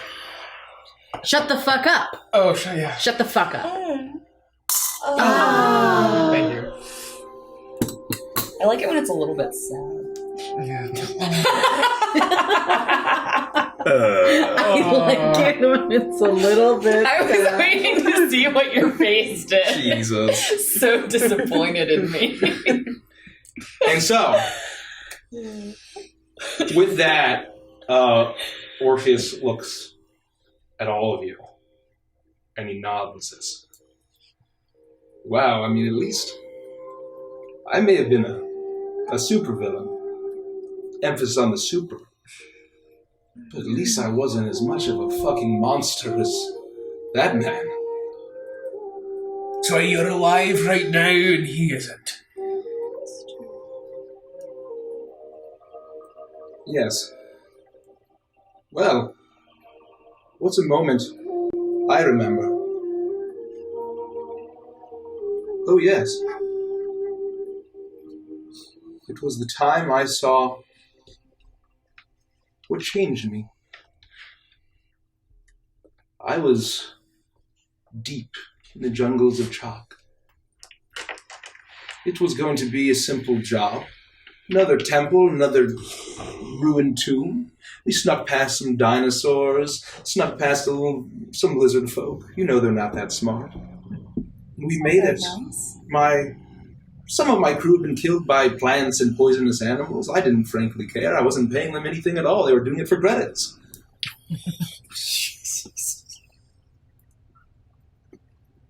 And when I made it into that inner chamber, I thought, this is built to a frog god. And given the kind of strange lizard folk that live in chalk and the deepest, darkest dungeons, I just thought that this was some degenerate frog god. And then I saw the idol on the pedestal. It wasn't some dusty old golden monkey found in some tomb or some jewel in some ancient sarcophagus. This was alive. It was pulsing, it was moving, and I know it's so tired and cliche, but there's an ancient artifact. But I saw it, and I knew it was calling for me. I guess at that moment, I did understand what Azran was always talking to me about. But it drew me. It's almost as if I didn't have a choice. And then, when I grabbed it, I was there. I saw it all before it was ripped away. And then I had it all again, years later. And then, once again, ripped away. But it was wild. And suddenly, and he kind of slumps forward on the edge of the jar as the smoke starts to swirl. And you see a quite dashing looking Orpheus in almost like a pulp novel cover outfit. And as he is reaching out his hands towards a bloated, disgusting statue that is very unmistakable to you as the effigy of a sloth. But it morphs from red to blue to gray to green to black as it just shifts around. It's bulging and moving. And as soon as he grabs it, the vision cuts out, and you see swirling, maddening elements all around you. Air, fire, earth, and water swirling around. Chaotic energy all around you. Bits of floating earth, water falling, flame all around. It is the most chaotic, gyrating, violent thing any of you have seen. And you just see a single shape all around you as you see dark silhouettes, toad-like with long claws, riding this chaos and begin to circle around Orpheus. And then the vision dissipates. Thank you for the follow, Thank you for Super the Great follow. Bush. Thank you. Love the name. Welcome to the family. And then it returns. Wow. It looks a lot better than when you were there. It had to be there. It's a lot more violent than I remember, I guess. Yeah, we were telling stories about the heroic deeds we did, and you told us a story about how you were mean to people. What possessed you to touch a grotesque, writhing statue? Okay, well, I don't think that we could. Come on. Yeah. Come on. There are lots of things I that can't would comprehend possess you to touch gross, writhing things, and we shouldn't judge people for wanting to do that. I don't know, I'm pretty torn here. To each his own, I suppose. It was unmistakable. I felt compelled. It was calling to me. It was unlike anything I had experienced, but that was, at the time, that's what freedom was. Now that I look at it without slod-colored goggles, that was a little... You know what would be yummy? A salad. I don't think that would be very good at all. You know, Are you sure? I did taste one of the tadpoles once. I cooked it and I ate it. Vandris was pregnant with one once. We don't need to talk about that at all. Okay, I'm sorry. We don't need to bring that up. Vanny Poo, did you get egged? I start to get like pale. It wasn't for long, it was only just a wee moment. That damn thing could have burst out of my chest. Next Yes, I pregnant know. gets pregnant, I'm gonna ask. I still haven't forgiven you for that. Oh shit, did you get Well, egged? it wasn't really me. Those were just the two successful ones that do you know how long it took me to get two? I'm like rubbing my arm and like, That was like years of work. oh, And you just killed them all like they were nothing. dear gods. Yeah, that's because they were nothing. Never I again. wore one of their fleshies. And as you say that, you say as well. I mean, it's not as bad as you It expect. stinked in there a lot. Yeah, I noticed you defiled my lair, and you realize now that the jar is tight around his waist now. It seems to be popping out of it. I think the horrible gnashing is going down. Great. So let's do the next one. Can you squirm out of there before you break it? Hold on. I don't think he can get out until he does all three. I'm just worried he's going to break the jar and then we're going to be in real trouble. I don't think we're gonna. But that would be their fault because they told us what to do. Fair and enough. If they get out, then that's their fault, not ours. So be Maybe it. Just break and then be the thing again, the amulet. Look, it's magic. I don't really question it at this point. Good, yeah. Okay, so what's the next one, Rodek? I'm going first again. No, don't I have just need to. you could tell us what the next one Oh, is. it's, where our quest lies, what we desire, and why. Okay, so room, listen. It's attention spans roll back. So, my goal is to help my friends accomplish everything that they need, but more so to find my place in the world and where I belong, and a sense of that it's okay to be me in all of my needs, and that where I'm at when I do that is a place that others are happy about it and they like it, and I could have friends, not just you, of course, I love you guys very much, but a place where me is good enough. Make an Arcana check at advantage, please.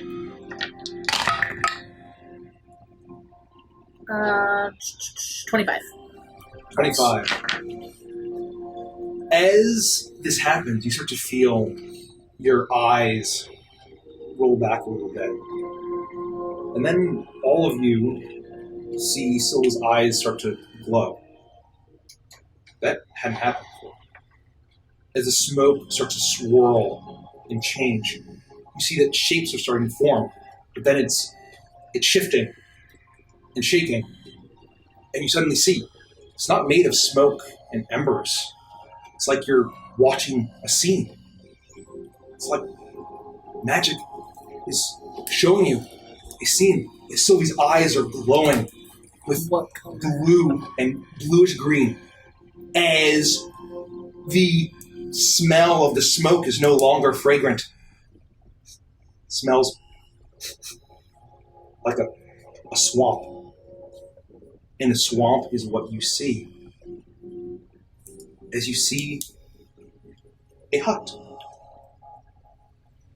Small hut, surrounded by a fence of skulls on posts, flames flickering and dancing in the eyes, and a door that's open, the warm glow of an oven, and inviting smells of fresh cooking guide the viewer in to this vision. As it gets closer and closer, you see a figure that's hooded with beads and bones, animal bones all over, and a tall, gnarled staff with an eyeball at the end. And it's not hunched. You don't see a long, wrinkled nose poking out. As the figure reaches out, you see a small gnomish hand as the hood pulls back, and you see Sylvie's grinning face. And shimmers, and the vision dissipates. Did you see how cute I was? Oh my god, one day I'm gonna have my own house. That's so cool. I always wanted my own house that like nobody else lived in. And on top of that, my hair looked so good. Oh my god. With the bones? Well, I mean, that is not my aesthetic. But like, I could get into it a little bit if the house belongs to me. We're not thinking that might be a bad outcome. Why would it be? You'd be all alone. Well, no, it's not like I'm not gonna invite you guys over. You're welcome in that house anytime you want. I mean, It did kind of look cozy. Didn't you hear how it smelled? it smelled nice. Yeah, I obviously learned how to cook food. Oh, that is so exciting. I feel sick to my stomach. I don't want to go next. Yeah, you do. Because No, I maybe you'll don't. find out that your future looks just as bright as mine does. So I'm gonna start doing push-ups. I'm gonna get a house. I'm gonna get a house. I didn't know you could do all that. Oh, me either. I'm gonna get a house. I don't even know what to say about that. Oh yeah, and on top of that, did you see at how, like, raggedy my clothes looked? Do you know what that does for my face? It makes my face look so pretty when my clothes are gross. We're all being way too Solid. calm about this. The eyeball on your staff is an interesting choice. I know! Not my aesthetic. Oh no, what if I stole all that stuff from someone else? What if Avantris' influence got to me and I start stealing from old people? I don't think that's quite it. I didn't see any chicken legs. Why would there have been chicken legs? Well, the one that we saw. Yeah. But you remember it had been down, and then only when it rose up to leave. It walked off. And thank you so much for the bits. Really appreciate it. That's another twist. That's another twist. Let's Bitty bitty. Oh, thank you. Give me them bits. Give me that. Give me them. Give me Shut them up and bits. stop. Well, that was so anticlimactic. Hey, got him. Hey. I feel so. I don't know, this is some heavy shit. I'm upset. But why are you upset though, Avantris? Oh no, that was out of character. I can read your mind now. I apologize that the look on my face is one of concern. Do you have the gas? Well, no, that's neither here nor there. I'm concerned about the vision Okay. because if that's true, if that happens, I just have a bad feeling about it. Why? We have to be able to be open and honest with our friends, or you can't come into my hut. It's not so much that I'm lying, it's that I don't have the knowledge to really understand it. It was a little too reminiscent of our first encounter with Baba Yaga. Well, I would say our first encounter was kind of bad. Yeah, because I found out that Titania doesn't even know who I am, probably. But I do have this chicken foot, And I lick it. that tastes really salty. And also, if one of you dies, I can use the chicken foot to bring it back to life. Well, we won't know more about what these are until we continue. And I will say that I'm a little bit nervous because I don't appreciate that my home stinks. Because how am I supposed to have lots of friends over when my house smells like butt? They bake cookies, so before they get there. The cooking smelled nice. But then It did. But then it will just smell like, I don't know, Butt flowery cookies. butts. I was going to say the same thing. Well, I beat you to it, Vanny Poop. A little quicker than me that time. Yeah, well, that's the only time. All right, well, Anula, I'm so glad that you volunteered to go next. It was very kind of you. We already know where I'm going, though. Well, I didn't know I was going to get my own house and learn how to cook and also be the most important and popular girl in the whole world that wears ugly clothes to her face. It's cute. She has a good point. So, Guess she does, yeah. Yep. always have good points. I mean, we know where we're going. We're on our way there now. We're gonna save my mum. And take her home, and then she's gonna talk some sense into my brother, and everything's gonna go back to normal, and I'll protect my home, and fire giants will just stop being horrible, and that'll be it. We're going there now, and we're gonna do it. Yeah, fire giants can fuck right off. and die. Yeah. That. And with that, you inhale and you feel the same pleasant feeling as the smoke starts to shift and billow. And Sylvie, your eyes roll back and they start to glow. The same style of vision glows and radiates. You see the beautiful, sprawling treetop city of Maka. Owls flying around, great eagles, road bridges, elves, and then in an instant, it is completely doused in flame. Burning, the forest is burning, the thorn wilds are burning, Maka is burning. Fire as far as you can see. And then suddenly, a loud, sickening crash, a pop, and suddenly the vision dissipates.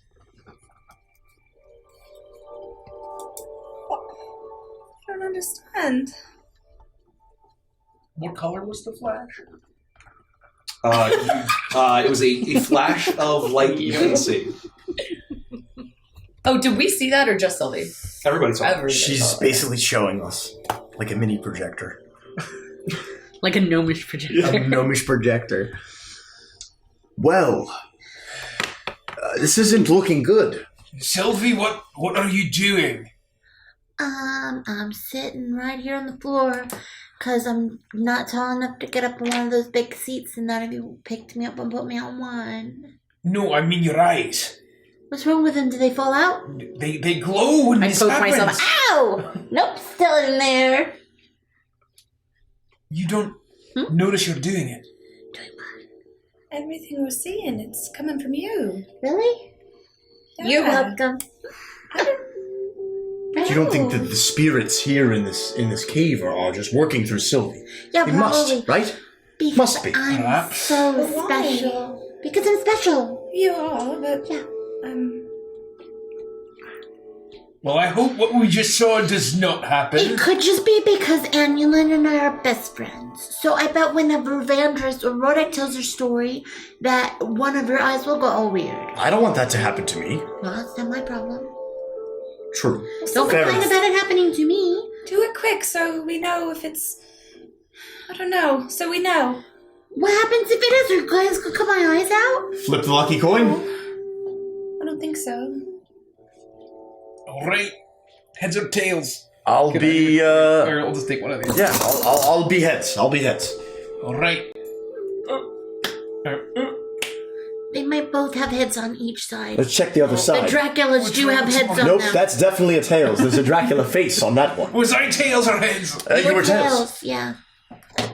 And he was Okay. Sonic. I'm not sure what that means, But but don't- anyway, but I'm don't- not scared. Rodek, but don't worry because they fixed the CGI on him though before we started. Touche. She looks better than I do. Yeah. I definitely look better on these cameras, that's for sure. That joke's not going to age well. No, in 2022, people are going to be like, we don't know what she's talking about. That movie's been lost to time. It was terrible. What were they thinking? It'll be great. All right. Well, where my quest lies and what I desire. My quest lies north, where I came from, going home. My quest lies in exactly what I desire, to free my people from the endless war, from the evil dwarves who keep my city enslaved. To those in power who have been responsible for the countless lives of my kin, my clan, and others. I will bring freedom with the Horn and with all of you. I'll bring salvation and liberation. That's what I desire. Did you say salvation? Salvation? Salvation. Sylvester? I didn't say. Don't call me that! I'm sorry, you're right. That was so rude. I'd not to Salvation. pee so much right now I'd kick you in your shins. You just go. Yep, but there's a lot of smoke in here. You see, I still think that's something wrong. Yeah. you see. I have a weak bladder. What do I see? Ooh, I see it now. Oh, so you inhale, and the smoke continues to billow and shift.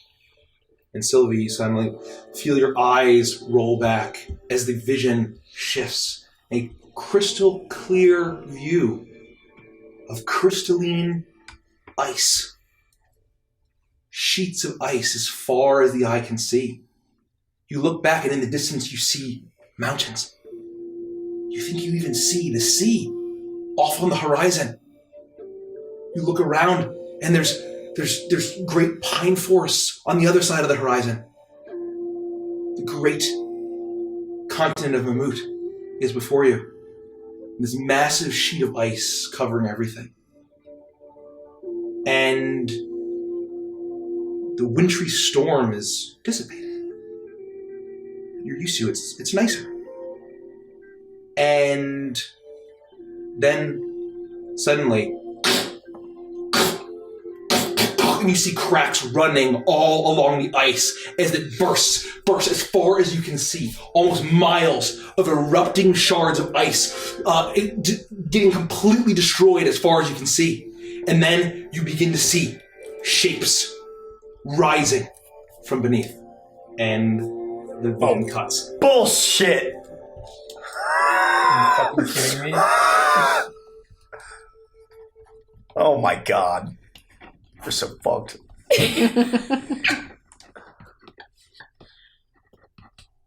Good night, Lone Guard. Thanks for hanging out. Good night. It's probably more of a, oh, thank you, Lone Guard. You're so Thank you generous. for the gifted sub for Levy. Thank you. Hey. Very nice. You guys are so generous to each other. All right. What was that? I'm trying not to panic. I've never seen anything like that. The ice to break like Well, that. that's not completely true, because you did just see it right now, so... Well, before right now. How many miles of expanse was that? Hundreds. Easily. It's unlike anything I've ever seen. It wasn't near... Like, I've never been there. No. Right? No. You could just tell that you had... That side of the sea, that coast, you hadn't seen that. Good night, Amaron, and thanks Good for night. hanging out. Hope you enjoyed your first prime. Surely that had to have been some sort of cataclysmic event. There's just no way. What could cause that? Giants, maybe? I don't know. Dwergar, perhaps? But they're What are Duggaroos? deep below. Duggaroos? Yeah. No, Dwergar? Yeah, what are Duggaroos? Remember one of those things we killed? We've killed a Duggaroo before? Yeah, several, aye. When? Right before we got to Gullhaven. Alright. I believe right before Dobro left. Now that I think of it. Keep going. I me too. I don't. Well, Feel like I saw him just last night. perhaps these are all things we're going to prevent. They have All to be. things we're going to stop. I mean, we can't allow these things to happen at all. These are atrocities. I mean, Well, there's only 2 left. Yep.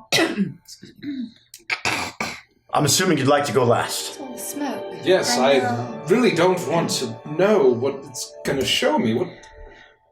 Yeah. It's gonna be kind of great for the rest of us, so save the best for last. Go, Avantris. Here goes nothing. All right. As far as quests go, I don't really have one anymore. I mean, the whole point was to capture Orpheus and turn him in. And I hope there aren't any too horrible consequences after that. But you've all done so much for me, and I can't overstate that. I can't. So really, my only quest now is to help all of you out. Wherever you go, I go. Doesn't matter where. We're going. Do my hat in the swamp. Maybe. I hope that doesn't turn out the way that I think it will. You are not gonna regret that you said that, Avantris. I still regret the whole fate pact with my left arm, but that's neither here nor there. So, the point is, wherever you guys need me to go, I will go. And as far as desires, I don't know. This whole being a hero thing is kind of nice. I like the fame and the money that comes with it, and it's been fun. I mean, doing good is nice. I like when people know my name. Avantris True Strike, and they point and they wave. Like when we were in Gullhaven, everyone knew us. You know, it'd be really cool if in Gullhaven they made a bar where everybody knew your name. It would be great. That would be fantastic. They could name a drink after me. There could be another wall of big boys, and I could be on it. Yep. Immortalized forever, like in that dwarven city, with all Cheers to those that. all those amazing people who also survived that drink. Yep. Hey, strong lads. Cheers They to were. that. You're just trying to save the world, big guy. If I had a drink to toast with right now, I would say to us and to the wall of big boys. Might be my greatest achievement. I sure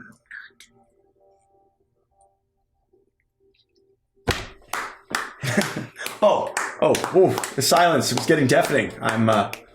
Thank you. Well, Thank no, you. you inspired me. Can I have my temporary points now? You know, it didn't really feel like the magic was radiating up out of me. I apologize. I could see it, though. Oh, yes. As you go woo and inhale, He doesn't inhale. it pauses and lingers. You're not sure how you feel.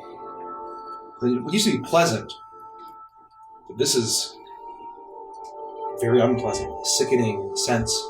As Sylvia, your eyes roll back again, and the smoke shifts and gyrates, and suddenly it's nothing but color.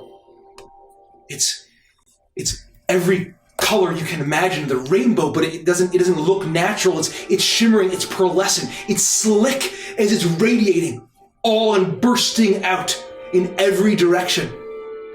And then, just for a moment, you can barely see the faint hint of a silhouette of a person, and it dissipates. Oh, no. Oh, I don't like the feeling I got. Oh, I'm a little nauseous. What do you even make of that? I don't know, but I don't feel good.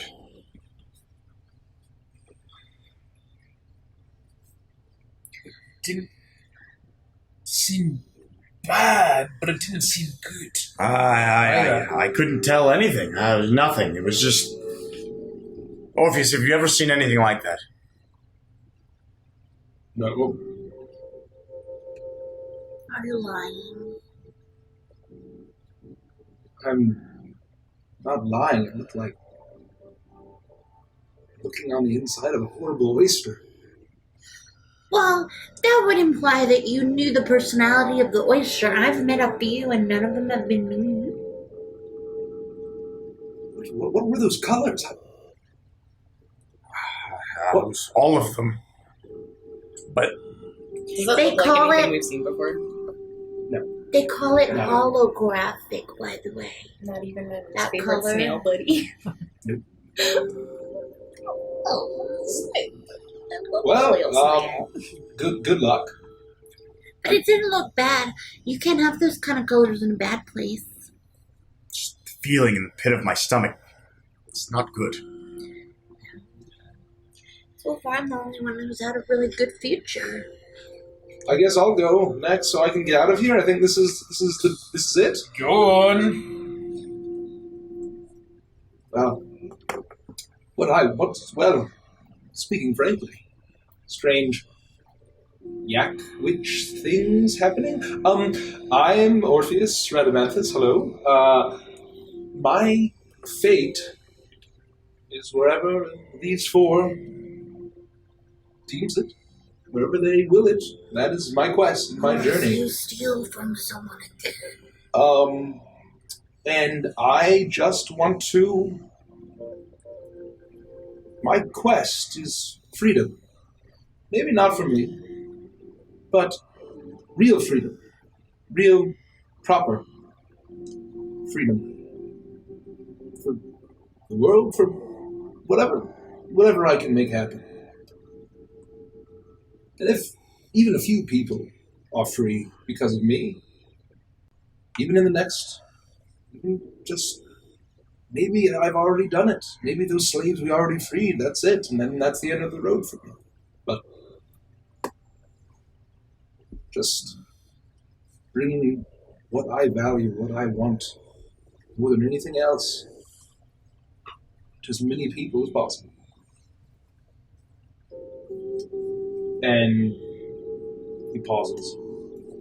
Suddenly, he slumps forward on the jar as Sylvie's eyes roll back, and the smoke shifts, and the vision, and you see burning flame, fire in every direction, and you see a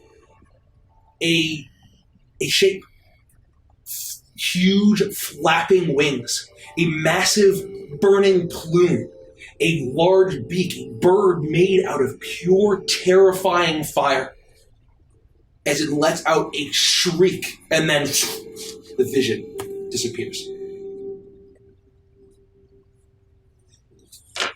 What was that? Huh? Did you see it? No, what happened? It's a fiery bird. We describe it to him in great, excruciating detail. Fiery plume. Sweet. I've seen a phoenix? I suppose. I don't know. I'm pretty sure that's a state in Arizona. A phoenix, a phoenix, a phoenix. Did we describe it properly? Is that what we're describing? Yes, no, that's... Phoenix, wait, they said that in Ziri was pyrohydra. That the forges are burning. That... Oh. She may be trying to get a phoenix here. From where? What do you mean? Is that good? No, that's not good. How come? I studied the elemental planes. And there are...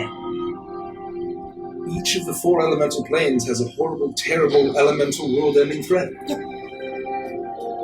The Elder Tempest is the Elder Elemental of air, the Leviathan of water, and fire, my friends.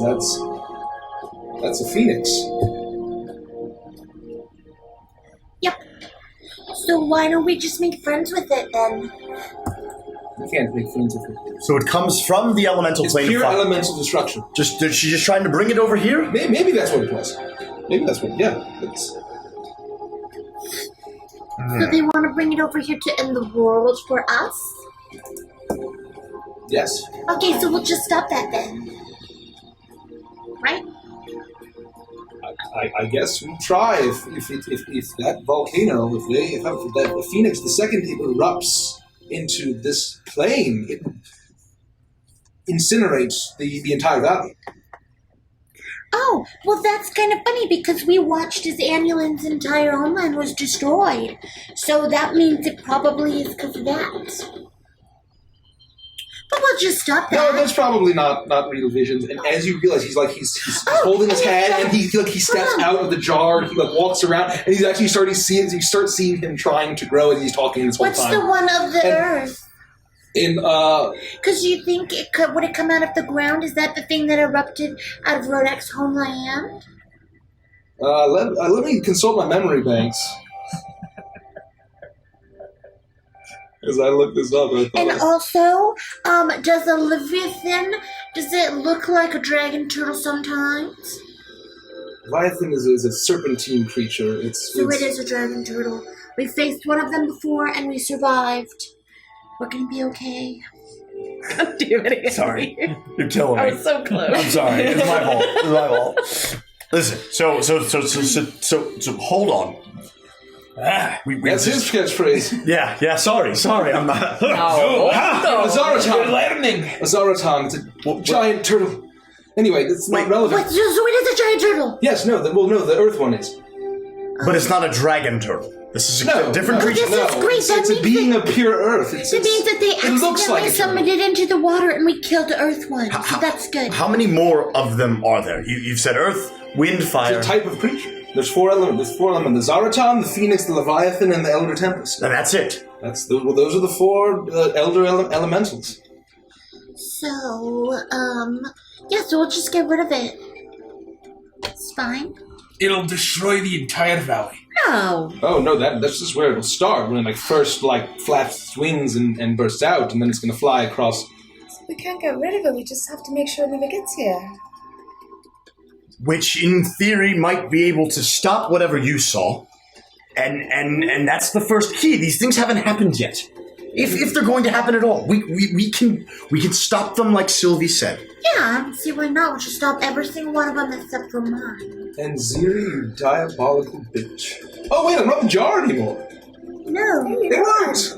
How do we? So you're done. You're free. Do you feel darkness? Do you feel like you're going to be eaten? Where's the jar? The jar's out here, and he points down, and the jar is just sitting there, totally empty. And you see that it's changed colors back to the same kind of slate of the amulet that you had seen, and it's just sitting there. That's good. Well, I'm not touching that. Okay, don't. Definitely don't. We'll just leave it on the floor. Well, shouldn't it be turning back into the amulet? I don't know. Maybe it'll turn back in the amulet when Mutu comes back in here. And as soon as you say that, how convenient! You hear the jangling of keys. Oh, Mutu's jingling, guys. And the door opens and the smoke billows out. And you see God, I have to pee! And I'm gonna folks. run straight past him to the bathroom. You have done it. Well, I won't say I'm not surprised. And he steps forward, and he leans down, he picks it up, still looming over Orpheus, and he looks down. Perhaps that will teach you not to take things that are not yours. And Orpheus looks up at him and says, well, no promises, but I'm not going to touch that anymore. And Martu kind of rolls his eyes and nods, and he takes the jar, and he says, "Well, the Thunder, the Storm Rider, Chief Kodo, he is expecting you outside, out back. I'm going to place this in his place of honor, and he requested the 4 of you.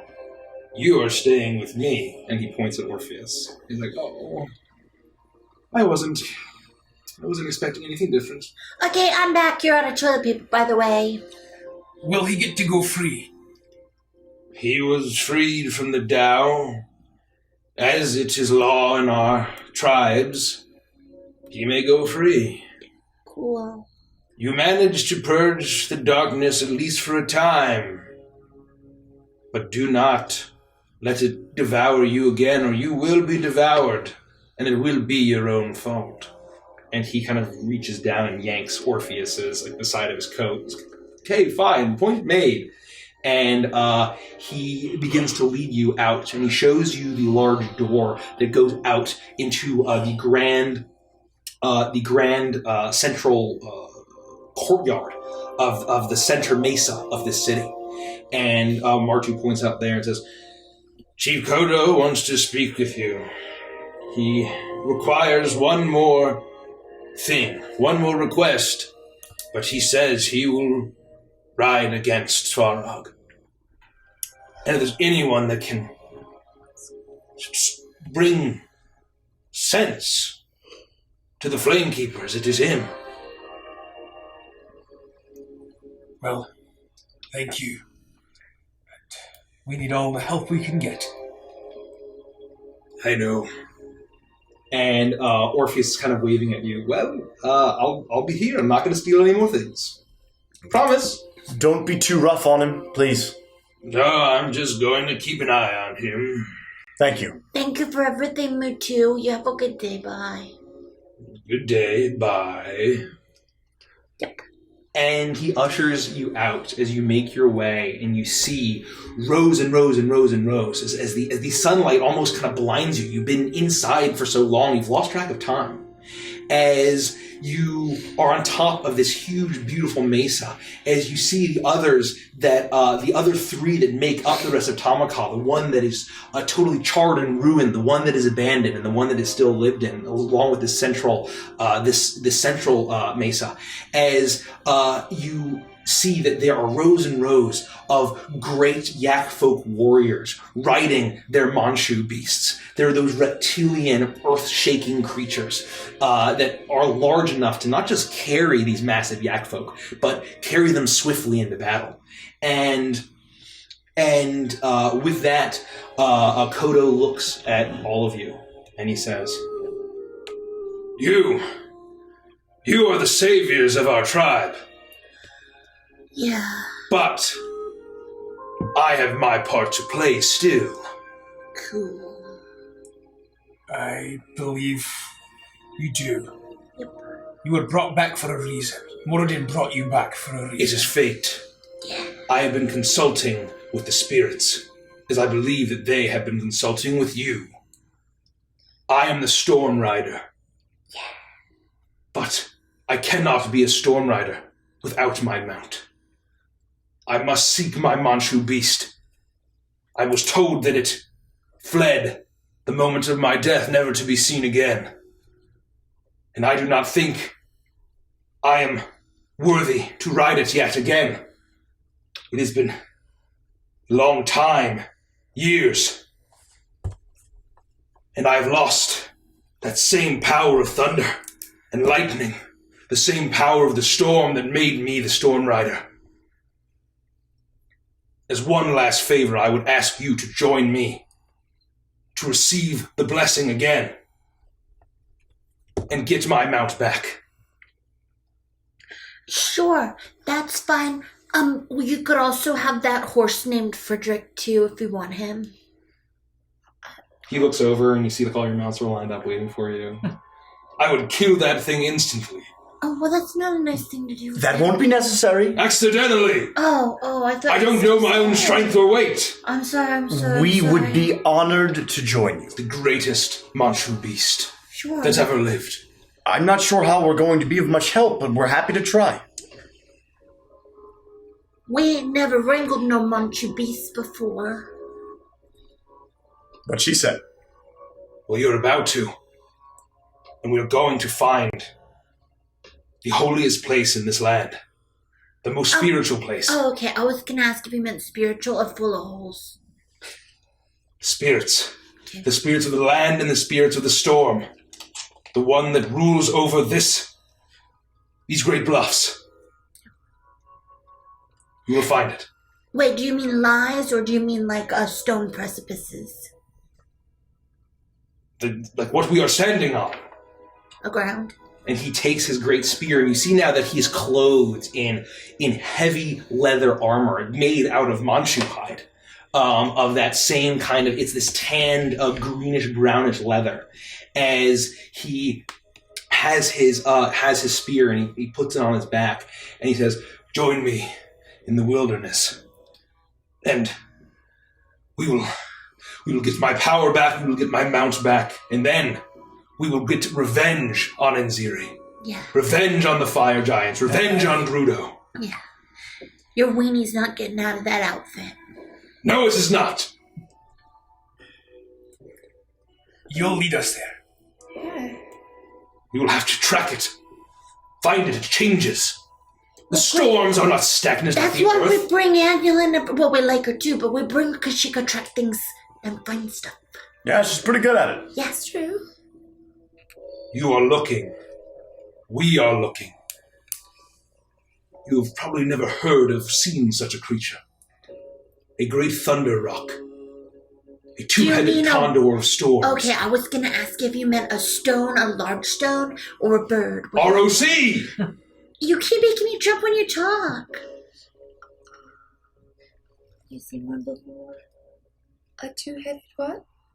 Condor. Is that like a vulture? Yes.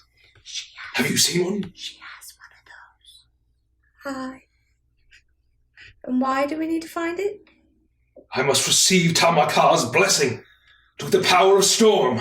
You don't have to, like, sacrifice it or anything, right? No, I could not if I tried. It is a being of pure wind spirit. Guys, do you think that's Sunny and Scram? I think it might be something like him. I think there may be a difference between vulture and condor. Is there a difference between a vulture and a condor? Eamon? They're not exactly the same. What's the difference between... But a thunder rock could be a two-headed vulture, a great condor. The Tamaka is transcended past the elemental plane of air creature. We could definitely find one of those with Anulin's help for sure. We'll find them. What? Let us waste no time. No. Tribe, I will be back. And immediately they pound their fists to their chest. It rumbles as he looks at all. He looks at these soldiers who are bringing over Manchu beasts in order to enough for all of you to ride. And he waves a hand. It's like, no, till I have my mount, we go on foot. I just want you to be aware that I'm significantly shorter than you are, and I go probably like 10 speeds slower than you do, so you'll have to slow your roll while we're walking along. Or I have a flying broom that I can fly on and not slow you down, but like totally up to you, because like whatever you say. And if we're going to be leaving, then I need to make sure that Piccolo has enough food and she's taken care of and she's happy here. I can't just leave. We have the finest beast masters on the continent. Of course, I would never doubt that. You may take some time. Our journey starts in 1 hour. Okay, sure. All right, of That course. sounds like enough time for me to not walk any faster than I currently do now, so okay. I'll be back, and I run off to Piccolo real quick. Roderick, I have a question. Yeah? You know every time he talks, I jump because it's so loud? Do you think every time he talks, his wiener jiggles like a worm?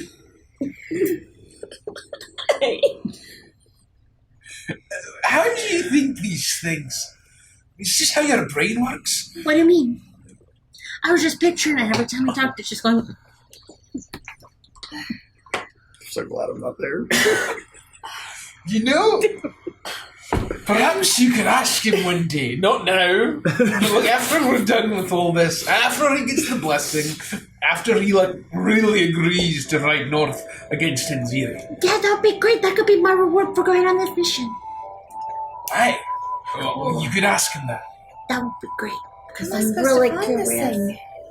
I don't know, the same way you find everything else, like sniffing the dirt and stuff. Piccolo's fine. All right. I think Piccolo's going to be all right. I think she'll be all right without me. I think it's going to be fine. Is there any reason why you didn't tell the chief that you own one of those birds? I told him, but he ignored me. I don't know. It's just that Sunny and Scram's so little. And he might be really, really impressed with whatever that you're doing. Because it sounds like they're, like, super important, like, really hard to tame and stuff, and they're not tame at all. But, like, you Pretty at least... good. Yeah, sure. I mean, Feed 'em probably for what out of they your are. hand. I'd Not mine, it will eat probably me. leave out the point where we poisoned the one, but the fact of the matter is that you're raising this beautiful creature from egg. Yeah, you saved the egg. Yeah. But don't It have to seems give them pretty- up. Well, I don't think you'll have to give them up. I just think it shows the nature of your ability to do what we need to do. And I don't think that the chieftain would ever want to take Sunny and Scram from you. I think that he's looking for some sort of fully grown beast to ride into battle or receive some he blessing. would look at it and he would say, wow, I can listen to the things she says because she's raised one from egg. From egg. And at the very least, we know that this creature has, as Sunny and Scram have descended from whatever these powerful wind beasts are. Yeah, and so that means that you're like one with him. I do feel pretty connected with them. Because they sniffed her too, I watched. Oh, hold on, I have to check on Piccolo. I'll be back. Please don't say that I thought you were voted And I for run a off minute. again. Oh boy. He seems very attached to her. I'm sure Randy's fine. I'm not sure what he's all about. I mean, goats exist in this place.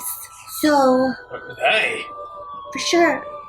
they totally do. And all Wendell's doing is shitting on their floor, so. Damn it.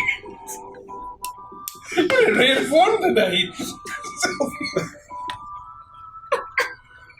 It's been 3 months of just building up in her brain. Wendell's shitting! He's shitting! Wendell's shitting! He's shitting! Is that a surprise? No, I'm not there. Phantom's really bad. Shitting everywhere. I actually thought that was a character. You saw Wendell shitting on the floor. I was doing my over-the-top Sylvie impression of it, building up for 4 months. That made me cry. Happy tears. Oh boy, yep. Right, well, if we want to stop everything from burning and being destroyed, we should probably go. That's not even close. All right. Piccolo's fine. She has plenty of food. Oh, I hope she's gonna be all Is right. she getting along with Wendell? Yeah, I think so.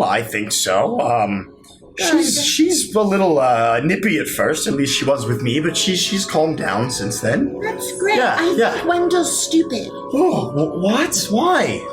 Just because he runs into walls and stuff. He's a trusty steed. He's done nothing but carry you from point A to point B in a swift manner. He's been good. When Mike laughs, it always gets me. Come on, Mike. Get yourself together. He's a trusty steed. Yeah, I know. Did he, manage the stairs of Alphonse's mansion? Well, he fell down a couple times, but he was okay. They were steep, to be fair. Those were not donkey compliant, if you will. Are you ready to go? Oh, yeah, yes. Oh, I don't know how you snuck up on us. You're like 9 feet tall. Oh, I am surprisingly graceful. I have a really important question for you when we're done with all this, so get excited about it. I will probably forget in an hour. Cool, I won't. Let us begin. And he leads you across the bridge into the mountains of Smolder Peak Valley. As you all begin to enter this wilderness, the tall wooden structures of Tamaka behind you, as you get higher and higher, as you look down one last time in the city before you turn around a pass and enter the sprawling pine woodlands. How are you going to assist in finding this creature? Okay, That is something we should have talked about when Wendell's shitting on the floor. I am utterly useless. But I believe we spent a whole hour talking about Wendell's poop. We didn't even talk it over. No, we didn't, and that was our folly. And I'm not talking about a folly like a horse, but like... Do you mean a fall? No. What do you mean? I mean, never mind. I'm gonna figure out how I'm gonna help you. Daniel, and yours is easy. Come on. Pitch it up. Softball. Now what are you gonna do? You gotta go first. The entire weight of this expedition is on your shoulders. Oh, this makes me nervous. I have a very good pet named Sunny and Scram, which is a two-headed bird. Yes? Likes of which you've mentioned. You surely don't have a Thunder Rock pet. I surely didn't know it until now. But I do. How did you procure one? She found it from egg. Raised it from egg. Forgetting to say an egg. Raised it from egg. Why is itself. everyone saying from egg and not an egg? Where did you find an egg such as that? He stomps over to you, and he immediately believes you. And as he leans... Joke's on you, old man. We were lying. He leans down, and he grabs your shoulder with his massive yak folk hands, and the steam from his nostrils are coating you. He's like, Where? You know you have a Thunder Rock. I do. It's a great honor to have a Thunder Rock. They normally cannot be tamed. You're going to break our tiny elf shoulders. I knew he'd be impressed. Now what do I do? He's scaring me. No, it's all right. Surely you must know how to find Tamaka. Can you sniff out what your bird smells like and like go to it like a dog would do? Well, Sunny and Scram always respond really well to snacks and bits of raw meat and the cooing. And she's the best tracker I've ever met in my entire life. Yeah. For someone who hunts criminals, she's even better at hunting animals. That's true. Well, I will say I had communed with my ancestors on this voyage, and the only insight they gave was to trust the outsiders, that you would be the key to the salvation of our tribes. And if it is true that you have been chosen by a Thunder Rock, that's a great honor, and I am confident that Tamaka will look favorably upon you. I missed it. Is that the name of your realm? I'm confused. Tamaka's the Condor. Oh, okay. That's going to grant the blessing. yes. Okay. And it's also the... Slip the bargain there. I never knew.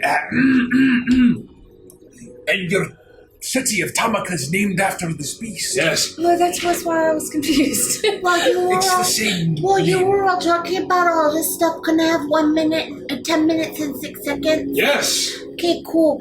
Are you gonna be willing to me? You have to be more specific. Damn it! It's wise. I once didn't ask for specifics, and now I owe her my arm. I want to probe into your brain. Well, make a persuasion check at advantage because the ancestors But told them. hold on, because it's totally fine, because I'm going to put myself in everyone's brains. And then we'll be able to talk to each other with our minds, if we want to do that. Well, make a persuasion check at advantage. Because the ancestors told them to. Natural 20. I'm very willing! Okay, cool. I'm very weird. You outsiders have strange power. No, you can keep doing other things. I mean, I need 10 minutes and 6 seconds, so bye. And I just start doing my thing. Well, I'm not gonna lie. I'm a little concerned about what you might be doing, but I suppose we'll move on. Okay. How will you men assist? Us. Yes, the Rodek. ancestors said all of the outsiders. Yes, no, of course. Do you want to volunteer first, maybe? I was thinking to lure these bird in, we could use fish. Is there any fishing around here? Hundreds of feet in the river below in the Great Canyon. Are you a fisherman? I'm not, but Avantris is. Oh, I told him. I do a little fishing from time to time. And I can Always make catch and release. the fishing rod. I usually feed them to Piccolo. I guess Piccolo's got to eat too. So if I just need an hour, maybe on our way down there I can get a head start and I can just do one of these things. We will follow where this one tells us to go. And then we will fish on the way and have a great offering of fish fit for Tamaka. We will follow the storm. So you and I together are going to fish. Well, no, you're going to fish and I'm going to make you a fishing rod. A really good one. Oh, that would be nice. That would be lovely. Thank you. Yes. 10 minutes have passed. Okay, great. Now I've put myself in all of the brains now. Watch. Hold up, I heard your whoop doll. You see how my mouth didn't move, but you could hear it? Oh! Could hear something. What? There was a little bit of static, but something was coming through. Yeah, we now are mentally connected for 1 whole hour, so if anyone runs off and like trips and falls off a cliff or something, we know where their body splattered at. Or like if you try to go somewhere else or something, you know. That's fine, but I appreciate it. Yeah. All right, well, Strange creatures. Anya, What? strange Did you power. see one? Where? All around the beauty of nature. Small one, Cool. lead the way. Alright. Keeper of the Thunder Rock. Oh, that one. Wow. I'm gonna look around and see if we're in the forest. Yeah, you're in the forest, in the mountains, in the pine forest in the mountains. I'm guessing it's not scuttling across the ground like a parrot, but I will look to see if there are any like dropped feathers or anything that would lead us in a certain direction. So I will say for your general tracking, make a survival check at advantage. I will say Picturing it for like a Sylvie's giant cockatiel. effectiveness, can you make an Arcana check? Me? Yes. To see how yours sets. Rodek, make a crafting check.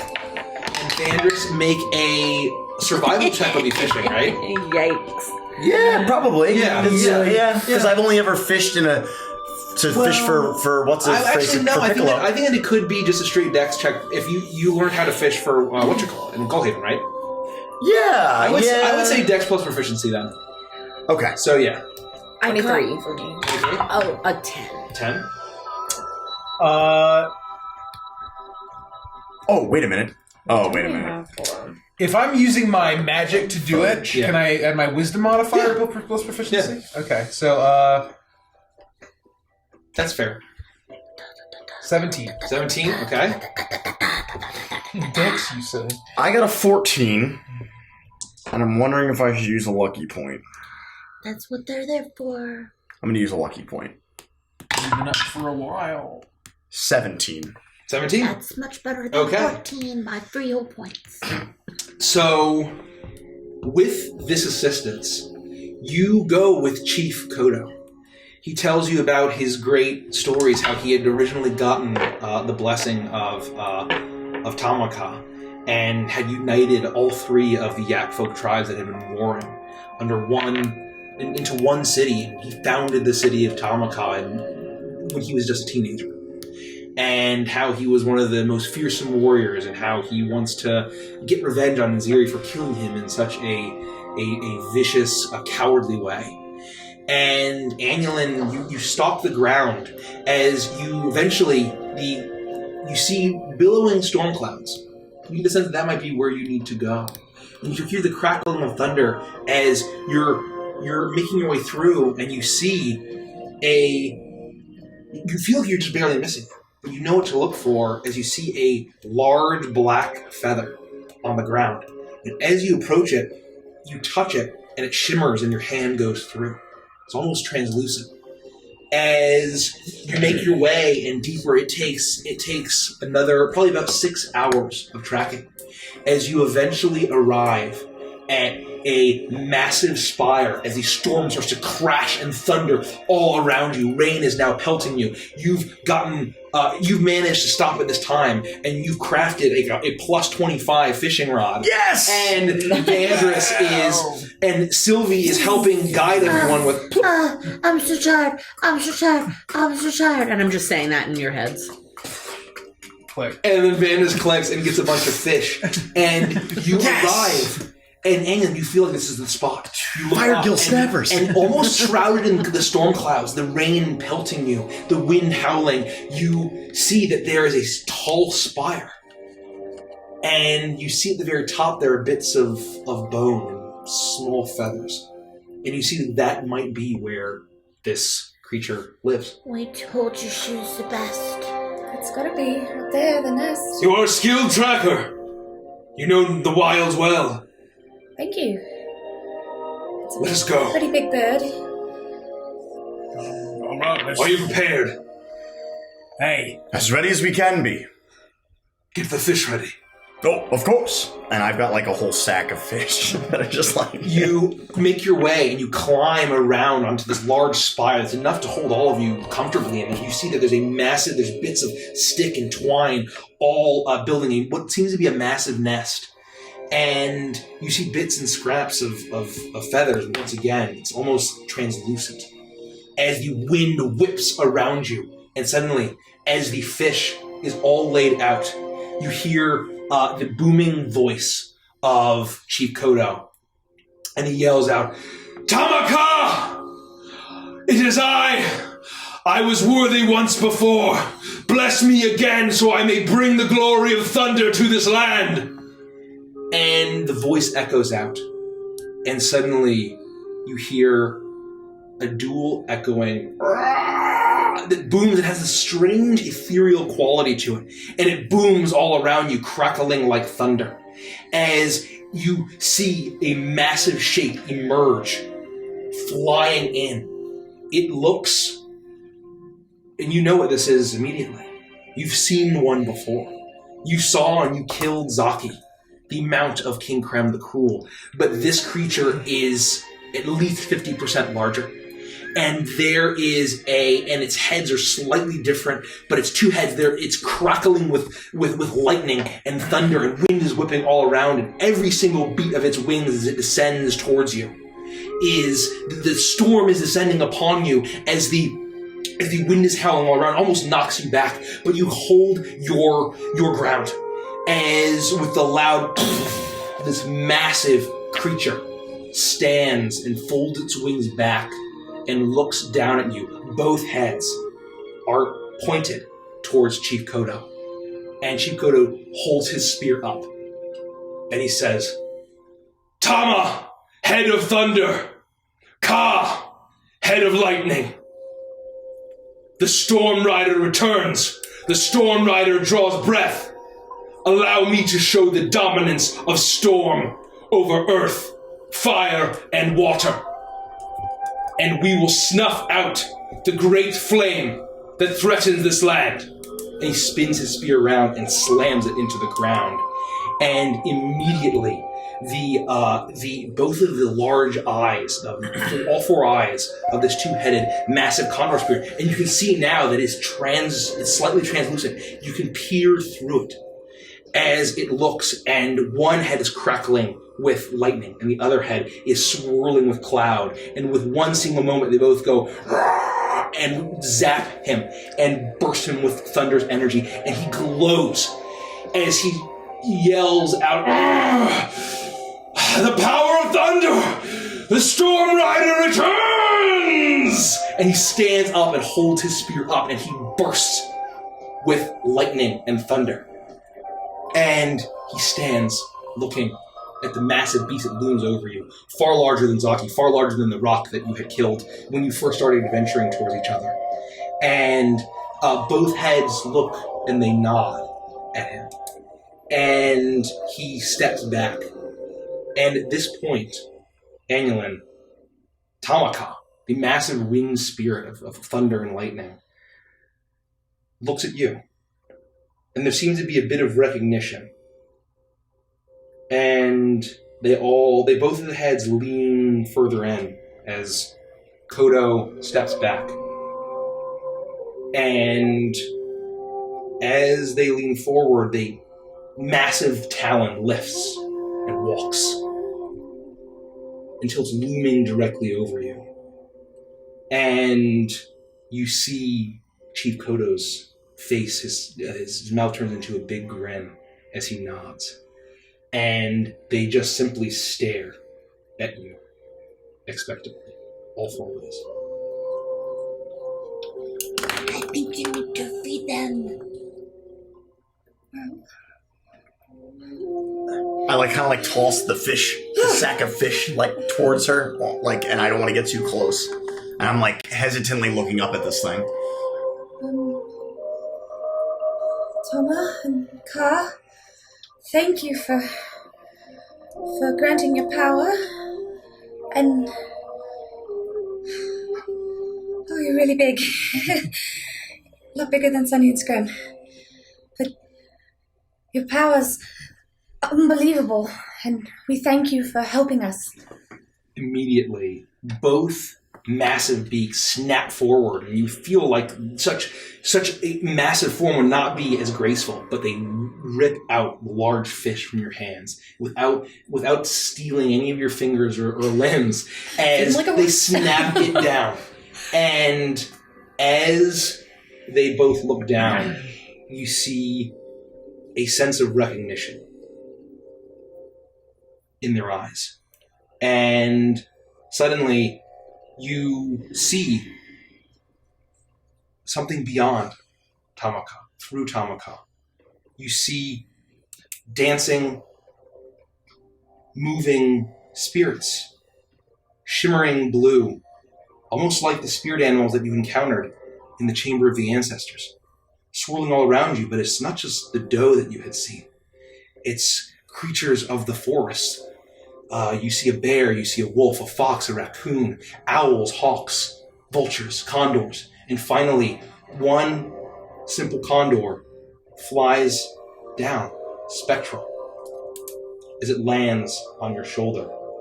And suddenly, all of the spirit animals swirl around and shoot into you as you glow with this natural energy.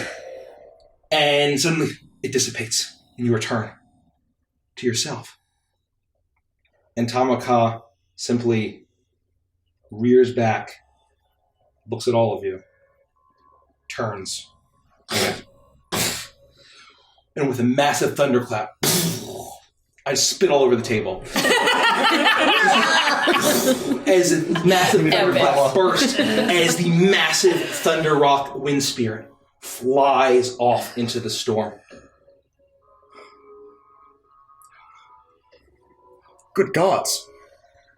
That was really cool. This gives me hope now that the bird thing at home isn't going to kill us and eat everybody. That was unbelievable. Yeah. Tamaka, great spirit of wind and wilderness. How does it feel that Annulin stole your thunder? Get it? That was a joke. It is you. That's a good one, right? It was you. Thank you. That brought me here. Thank you. For everything you've done. We only helped a little bit. I mean, it was Annulin really did all the work. We just kind of tagged along, and I did some fishing. I just put myself in your mind. And with this, he raises... God damn it. He looks at and he says, "You all have been a great help," as you descend the spire. And the rain is still pelting you as he raises his spear and lightning crashes down onto the tip. And as he surges, he yells out, "Come to me! Come to me, Gulong!"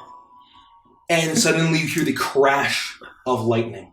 The crash of thunder and lightning, as you hear the loud stomping, as this incredibly fast, thundering footprints, as around the corner of the spire, almost initially made of lightning and cloud itself, a massive Mushan beast, larger than any that you had seen, but rather than green or gray scale, it's crackling blue.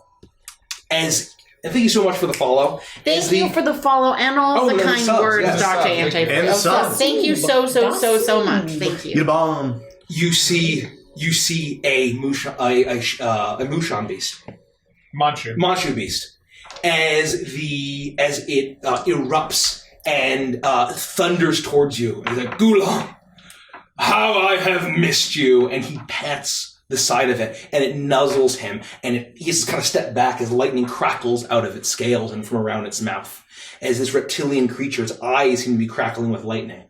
And he turns to all of you, and he says, as the rain is pelting and the wind is howling all around you, he says, let us get revenge on the Afrita.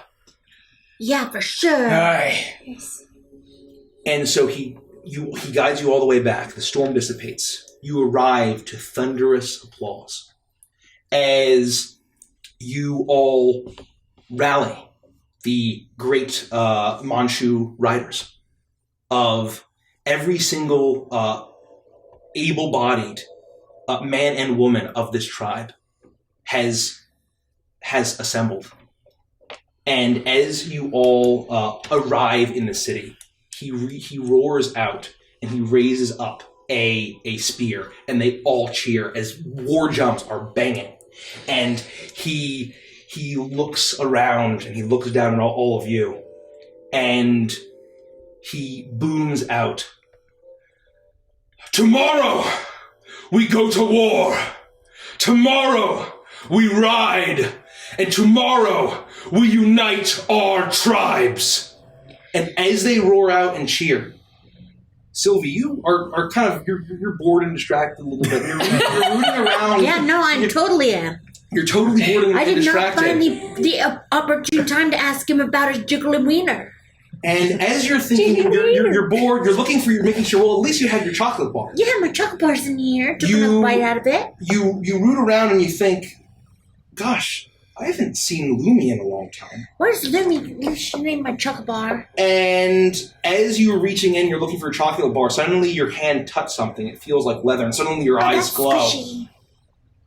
And you see very clearly a pair of eyes looking at you.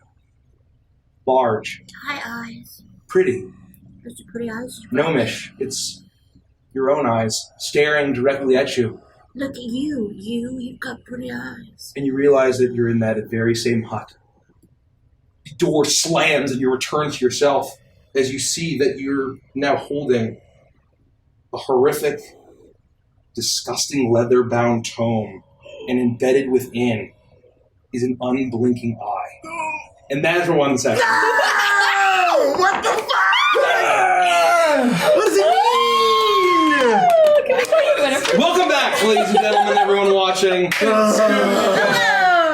Oh, so God damn. we are going to jump into Avantris and Chill. Andy, what's Avantris and Chill? Avantris and Chill, my friends, is basically a sub-only perk that we do for all of our lovely, lovely sub-supporters.